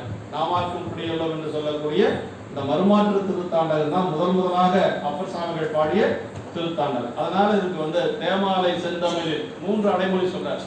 தேமாலைன்னு சொன்னாரு, முடியல, நிறுத்த முடியல. அதற்கு பிறகு செந்தமிழ் சொன்னாரு, அதுவும் முடியல. அப்புறம் செழுந்திருத்தாண்டகம் அப்படின்னு சொல்லி சொன்னார். அதான் சொல்றாரு, திருத்தாண்டகம் பதிகத்தை பற்றி போற நேர்ந்த இடம் இதே முதல் என்று சொல்லி. தேம் அப்படின்னா சொல்லின் இசையும் ஓசையின் இசையும். மாலை அப்படின்னா தேமாலை அப்படின்னா ஒரு பாட்டினுள்ளே பல பெயரும் தொடர்ந்து ஓரிடத்து முடிவரும் தன்மையும். செந்தமிழ் அப்படிங்கிறதுக்கு நிரம்பிய தமிழின் இனிமையும் பொருளின் இனிமையும் அப்படிங்கிறாரு. செழுமை அப்படிங்கிறதுக்கு இறைவனது தன்மை பற்றிய நிலையும் என்று சொல்லி. தாண்டகம் அப்படின்னா யாப்பும் பன்வகையும் உலர்த்தின என்று சொல்லி. இந்த திருத்தாண்டகம் வேற யாரும் நமக்கு பாடல, அப்பர் சாமிகள் மட்டுமே பாடியது திருத்தாண்டகம். தாண்டக வேந்தர் தாண்டக சதுரர் இப்படி எல்லாம் வந்து நாவுக்கரசு பெருமானை அழைப்பார்கள். நமக்கு 12 திருமுறைகள்ல வந்து தாண்டகம் பாடிய ஒரே ஒரு அருளாளர் நமக்கு நம்முடைய நாவுக்கரசு பெருமான் மட்டும்தான். அதனால வந்து இது ஒரு சிறப்பு. அடைவு அப்படின்னா தன்மை என்று சொல்லி, அப்படி நீங்க அழைக்குமாறு ஆமடைவு இளம் என்று சொல்லி நீங்கள் அழைக்கக்கூடிய அளவுக்கு நான் இல்லை அப்படின்னா அதோட உயர்ந்த நிலையில இறைவனுடைய திருவடியில் இருக்கிறோம் என்று சொல்லி பொருள். அதான் இந்த பாடலுடைய ஒரு பொருளாக என்று சொல்லி இப்போ மறுமாற்று திருத்தாண்டகம் பாடி அதுல வந்து நீங்க அழைக்கக்கூடிய அளவுக்கு நான் இல்லை. ஏன் இல்லை அப்படின்னா நான் ஏற்கனவே பெருமானுடைய திருவடிக்கு ஆளாக இருக்கிறேன். பெருமானுடைய திருவடிக்கு ஆளாக இருக்கக்கூடிய ஒருவனை அரசன் அழைக்கக்கூடிய தகுதி அரசனுக்கு இல்லை. அரசன் யார் அழைக்கலாம்? அவனுடைய குடிக்கு கீழே இருக்கக்கூடியவர்களை மட்டும்தான் அழைக்க முடியும். ஆனா அப்படி அல்ல என்று சொல்லி மறுத்து அவர்களிடத்திலே சொல்லுகிறார். அதற்கு பிறகு அவங்க வந்து எப்படி அழைத்து கொண்டு சென்றார்கள் அப்படிங்கிறதெல்லாம் அடுத்த வாரம் நம்ம சிந்திச்சுக்கலாம். என்றும் இன்பம் பெருகும் இயல்பினால் ஒன்று காதல்